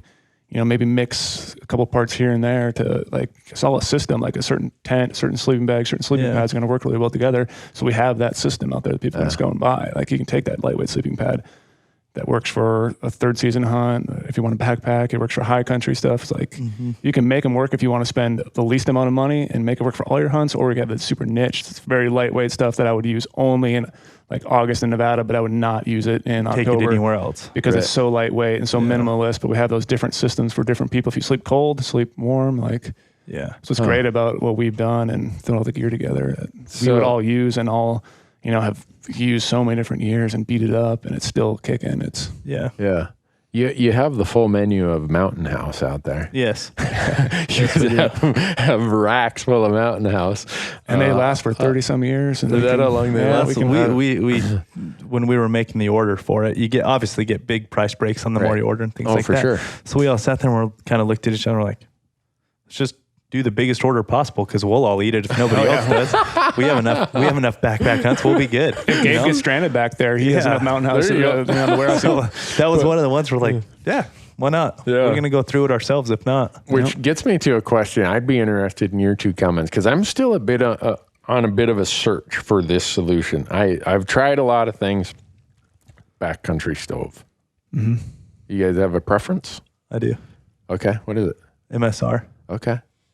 Is it are there features or parts to it that cause you to? I've had Jetboil in the past, and he has too, and both of ours are actually broke in the same spot.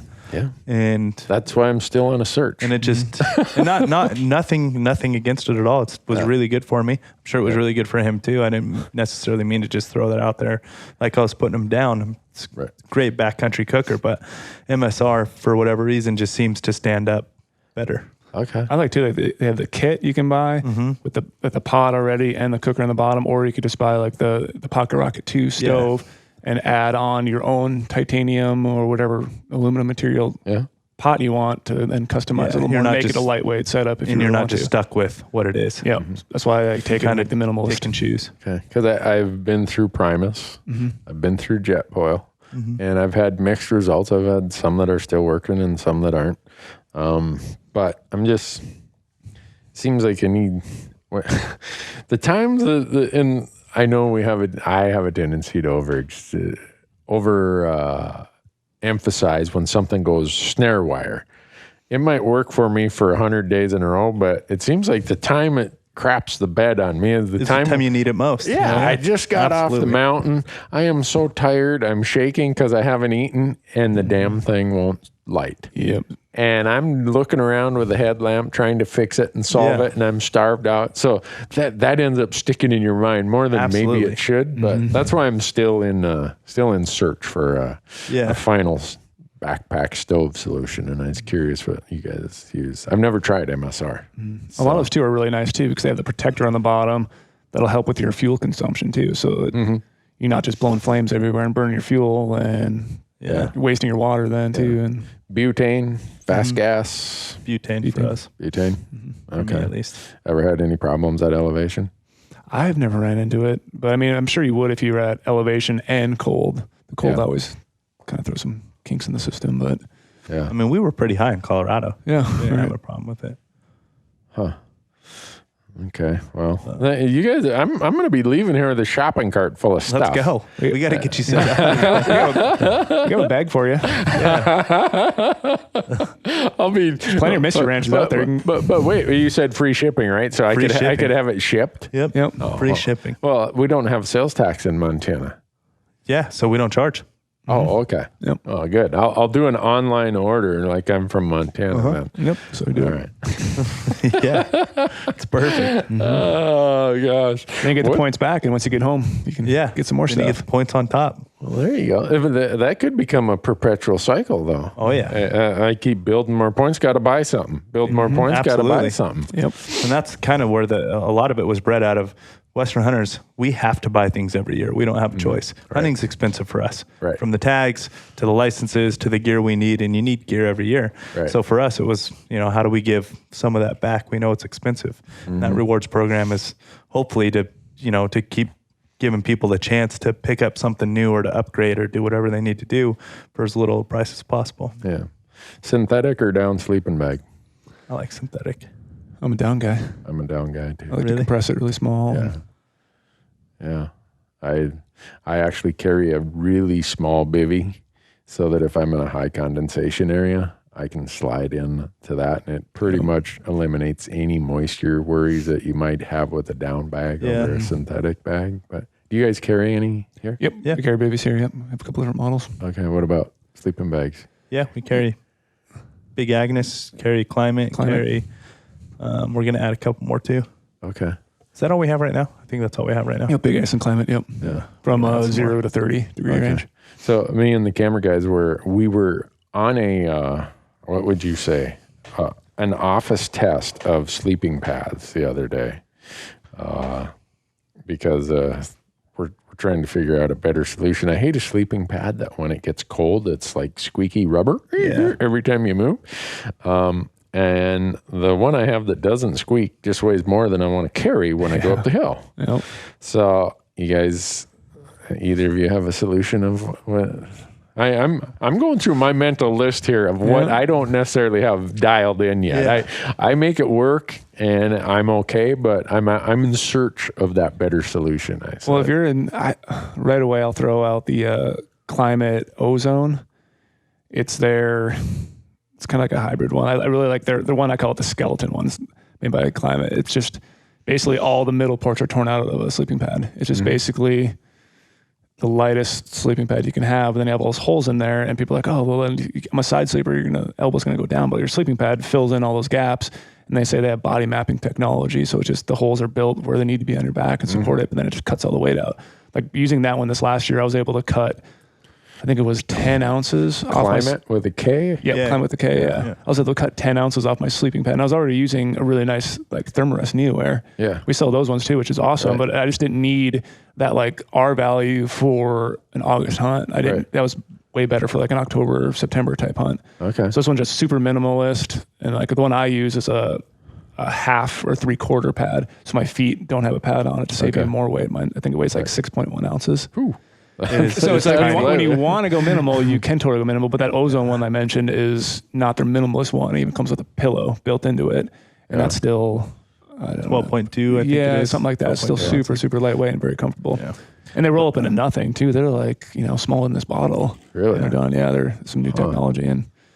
The one though, we have there's a big Agnes system where the bottom side of the sleeping bag actually has a sleeve for the sleeping pad. Yeah. So it fits perfectly. So there is no squeak or no rub. Okay. It's actually like, and then you can't roll off it either. I was going to say, you can't roll off, you can't do anything. So I think that's what I'm going to try this year is one of the guys in the office told us about that system. And I think that's what I'm going to check out this year. Don't know how many times I end up in the middle of the night. It doesn't take much of an angle to get you by morning off your sleeping pad. And with hunters too, like when you're done, especially in a bivvy setup, when you're dogging a herd of elk or when you're moving a lot or whatever you're doing, you're so tired at the end, you don't even care about flat ground. You don't even care. Like all you want to do is lay down. So then you wake up and you look at your tent, you're like, oh, that's why I was shoved up against that side of my tent, when the sun comes up. But it's, that's what I want to try. That big Agnes this year is just, I don't think that's going to matter anymore now, that whole sliding off the sleeping pad thing. So it even throws into like weird experiences thing. Like back in the day when I didn't have the big Agnes pad, I've run that one for a long time too. And I used to take a silicone and take it on my sleeping pad and like make little strips to add like little grip strips to try to make it so my sleeping bag wouldn't slide off it. And then I got the big Agnes system and now I can just shove it inside of it and you don't fall off. I've not thought about that. So pretty cool. There's weird little quirky things you could do. I'm learning here. Yeah. So we did a YouTube video about water filtration because a lot of places we go, we're filtering water. In my pack, I always carry Aqua Myra drops just in case we get in that absolute That's something crazy. We're in danger. Pump or gravity feed? Pump for me. I like pump too. Really? Definitely. I'm a gravity guy. Yeah. Which then gets me to hydration bladders. You guys use them or not use them? Mm-hmm. Oh yeah. I always use either 2 liter or 3 liter. I use a 3 liter. You guys 2 liter. 2? Yeah. Okay. The MSR 2 liter. MSR? Yeah. Okay. Huh. MSR has that too. Okay. Because I've been through a lot of the what I would call big box store brands and blown them out. Mm-hmm. Absolutely. That's why I need to go the niche backpacking stuff like the MSRs, I have had really good luck with platypus. I don't know. Yeah, platypus is great. I've not broke one of those yet, but all of the others, I've had a rupture. I've had one of the where they seem to rupture is where the seam is on the side. Yep. And if you want to get mad, get to the top of a really windy ridge in Wyoming in November and go for your puffy coat and say, what happened? It's all wet. Yeah. Yep. That will make you mad. That will cause you to say, I am never again doing this with that I don't hydration doubt bladder. That would drive me nuts. That's my thought on water filters. I'm a gravity guy. You guys are pump guys. I'm actually the guy who uses Aqua Myra almost all the time, those drops. Oh, do you? Yeah, just lightweight, and I get little smaller bottles for them and can make it work for my trip. But the one really cool product we just found was the MSR Trail Shot. It's basically like it's awesome. Literally the size of my hand, and all you do to pump it is the squeeze. Yeah. You just squeeze your hand, and I tested it out the other day. It was like 75 pumps, and these are very easy. It's not like the push ones where you're like really grinding it on there. Yeah. It's just as easy as me moving my fingers back and forth. 75 pumps filled up a 1 liter water bottle. Really? And they said it'll take like roughly a minute. I think that's what it was. It's just a hand pump thing with a little hose coming off it. Super, I think it weighs 5.6 ounces. Yeah. And the big thing about the trail shot is you actually can drink right out of it. It's shaped like almost like a straw. Mm-hmm. So you can just put it right up to your mouth and drink straight away from that too. Like very, very naturally. Yeah. So there's like, you could put it on like your hip belt of your pack, or put it in your pocket of your jeans, and you just see the little trail or the water next to the trail, go down, pump it right in your mouth, and you can keep going. That's what I'll have this year. That's what I'm going to take into the back. They always come up with like weird new lightweight setups that are still like prevent against cryptosporidium, prevent against giardia. And this one was made specifically for trail runners. Yep. And that like their big endurance racers, those all-nighters and stuff like that. And it has an unbelievable application for hunters, obviously. Mm-hmm. Lightweight, usable both ways, whether you're filling up a liter bag or 2 liter bag, or you're using it straight from the trail. So it's awesome. I wish I would have had that and known about that when we did that YouTube video about water filtration, because I talked about gravity and pumps, and here's what I've settled on. And one of the things for me is usually we do have a crew with camera guys and stuff. Mm-hmm. So if I get a big gravity flow filter, I can go, if I have a deep enough creek, I can take 10 liters, hang it in the tree, and walk away. Be done with it. And we do that all the time in the government. So, but it's... if you're backpack hunting just yourself, what you're talking about. What's it called? Awesome. MSR? MSR trail shot. Yeah. Trail shot. Because all the times for me, it was always like, I get to a water source and my water filter's jammed inside my backpack, or it's on top, and I just don't want to stop and take it out. And my water bladder might have enough in it to get me up the thing, but I just want more water, and I want that cold water. Yeah. It must be cold. And it really is tiny. I mean, it fits in the palm of your hand. Yeah. It's awesome.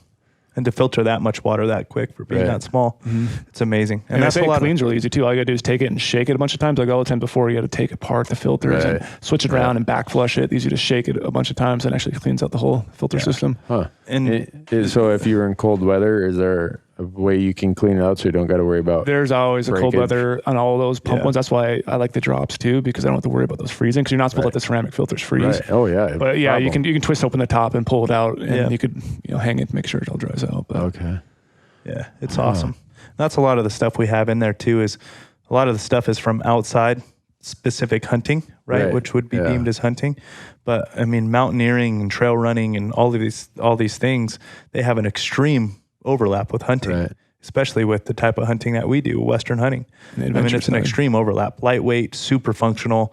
Like there's a lot of stuff back there in the gear shop that is not necessarily found in specific hunting retailers, No, sometimes I go to hunting stores and it's some of the crappiest gear there. Yeah, absolutely. It's just absolutely.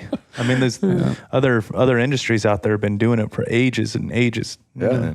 Before Sitka started making technical hunting gear, I look at them as kind of the first company that started doing it. Was the one before them. Yeah. That's what all the hunters were wearing. Yeah, I wasn't buying my hunting clothing at hunting stores. Yeah. It was like, well, do I want to be cold and wet? Then I'll buy your stuff. Exactly. And then along came Sitka, and now there's other companies doing it. But yeah, that's interesting that you guys are going outside to the hunting world. Yeah, that's where I've always got my influence from, being like the adventure side of me. I was like backpacking, and it just works better. Yeah. Huh. Well, you know what we need to do? We need to circle around in January, and I'll try the InReach, and I'm going to try this stove that you're talking about, and the MSR. Which stove? Trail shot, or the stove? The stove. I like the Pocket Rocket. To me, is a standalone classic. You can customize it however you want. Okay. That's what I love about MSR. And then the what do you call it? Trail shot. Yep, MSR trail shot. All right. Yep. And then I'll give a report. Love to hear it. Yeah. But by then you'll have a whole nother section of goodies and inventory. Yeah, outdoor retailer show coming up in the summer. So that's are you guys going to outdoor rec? Yep, we'll be there to pick up the new latest gear, and we're geeking out. That's like my candy store. Yeah, that'll be my eyes just glow right now. You're kind of like a gun nut going to the SHOT Show. Huh? Yeah, this is where I'm gonna. Yeah. I think we're all proud to wear that Gear Junkie label around here. So yeah, it's nice. And that'll be good. I wouldn't call myself a gear junkie. I will admit to leaning on other guys for their input a lot. I am a bit of a gear snob, though, and by that I mean if it even thinks about breaking on me, you get one chance with me and you're out of here. Absolutely. I am.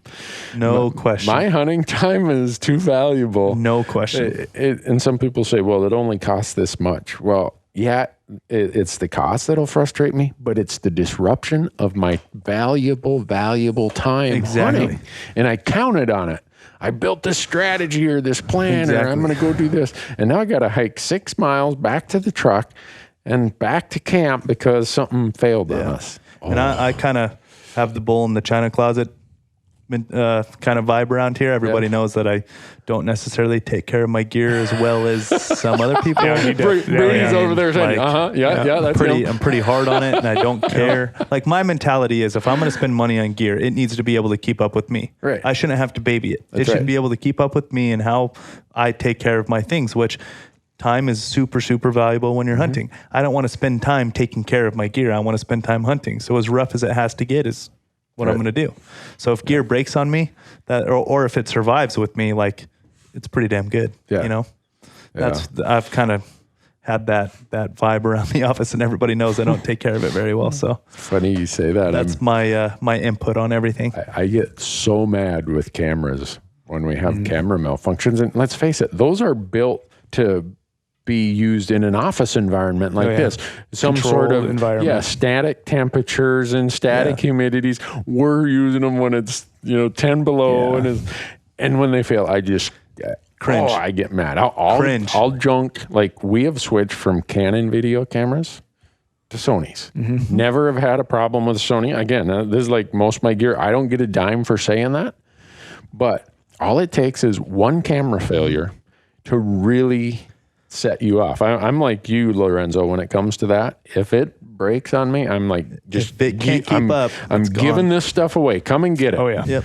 And that's the way I am with how I sort out my gear. But I know a lot of guys who are way more gear junkies and really put it through the test than I do.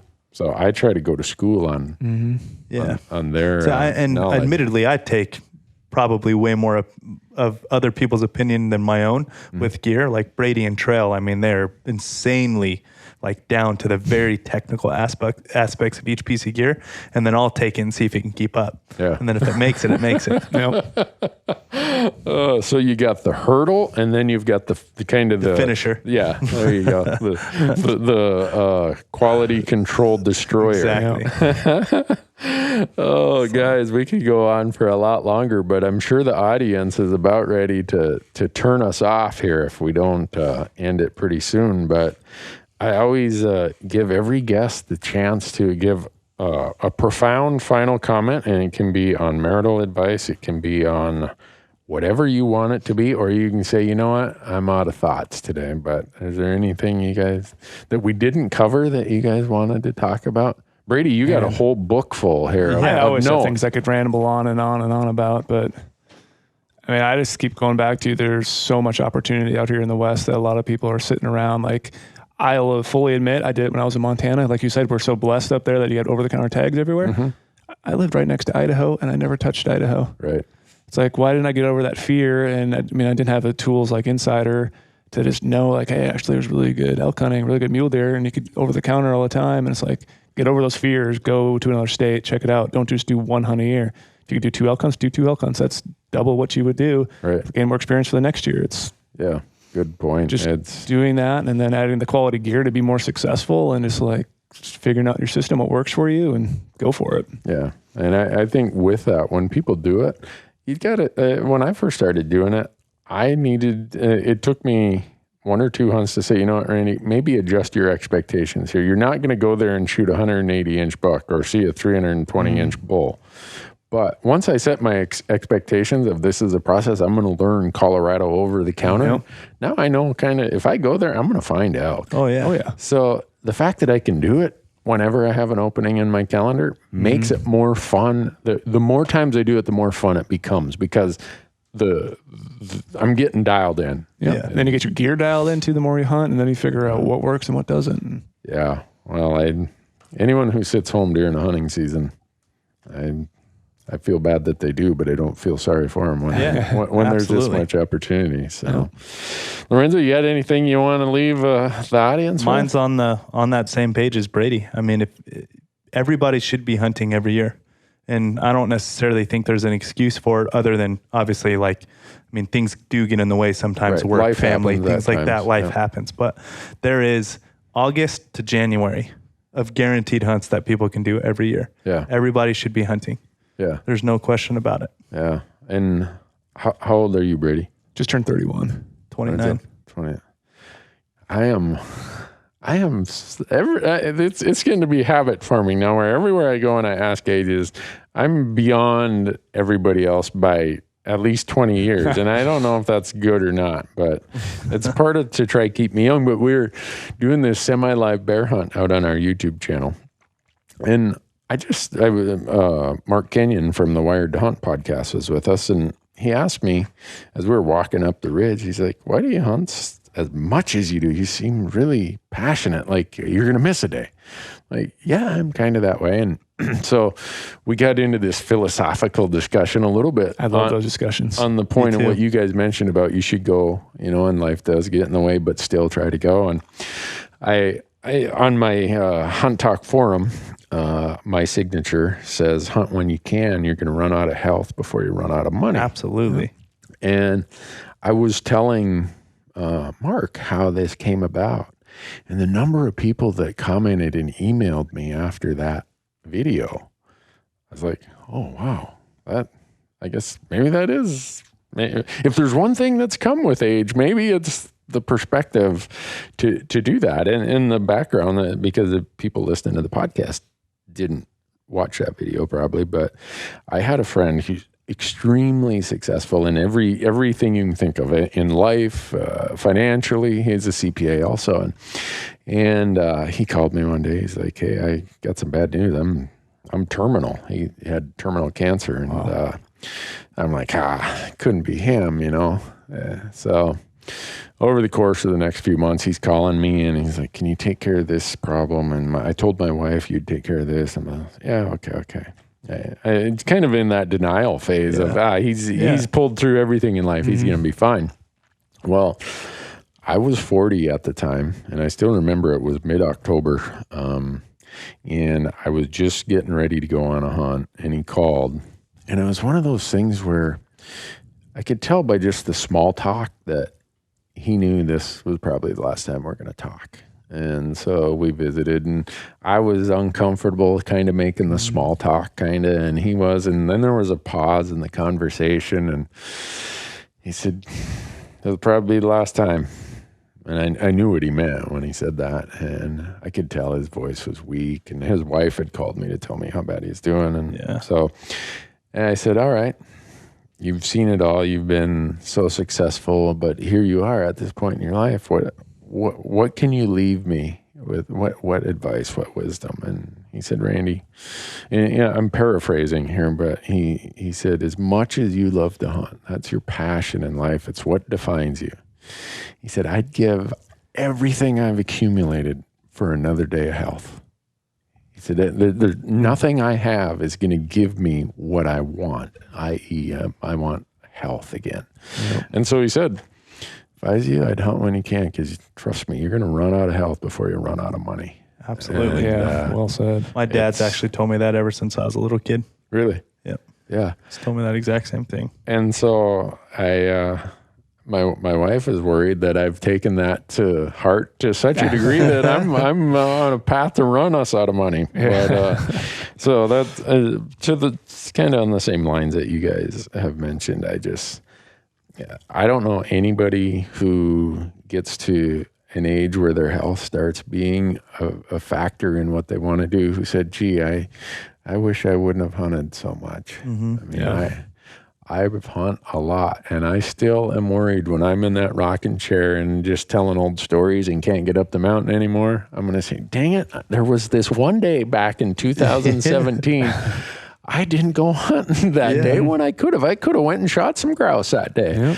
And so I don't know. That's probably what I'd leave the audience with. I have one of my older friends who tells me all the time, he goes, look, you're never going to be laying on your deathbed thinking, I should have went on one less hunt. Like you're never going to think that. No. And, yeah, I think all of us are going to be smart and sane and not, spend our last dime, and we're going to work hard to have an income. But it's so easy in today's busy world to say, well, I'll do that next year. Yeah. It's too easy. I'll do that tomorrow. It's too easy. Yeah. Well, guess what? We all know, even at your guys' young age, I'm sure you know somebody who said, I'll do that next year, who's not here anymore. Absolutely. Yep. And when you get to be my age, that list of people gets really long. And there aren't going to be any wish I would have's. Yeah. Can't have them. That's the path I'm trying to follow. Yeah. Definitely. Well, anyhow, folks, thanks for listening. Gosh, we could talk forever. I can't thank you enough, guys, for bringing me in from they usually say bringing me in from the cold. Yeah. Bringing me in from the heat as I was driving around out there looking for your shop. But folks, if you get a chance, gohunt.com/insider. Use promo code Randy, RANDY, and you're going to get $50 of store credit with the new Go Hunt Gear Shop. Yep. Is that? Am I saying? I keep wanting to say Gear Shed, Gear Shop, right? Gear Shop. Yep. Yeah. GoHunt.com. Mm-hmm. That's it. Don't leave home without it, and keep it in your bookmarks. Exactly. Exactly. Well, no. The other reason I think we really need to catch up again in January is I want to see how many mule deer Brady killed and how many elk Lorenzo killed. Let's do it. Yeah, we have big opposite schedules. And then when if the number's low, just think of all the things we got to talk about that went wrong, or the weather this, or the I mean, that's one of the fun of hunting is if you never know. Yeah, if you fill the tag, you got a good story, and a lot of times if you didn't fill the tag, you got even a better story. That's why I like grinding it up to the last day. I get more little experiences. Yeah. Well, thanks, guys. Hey, really thanks for having appreciate us. it. Yeah, thank you. Thanks for listening, everyone.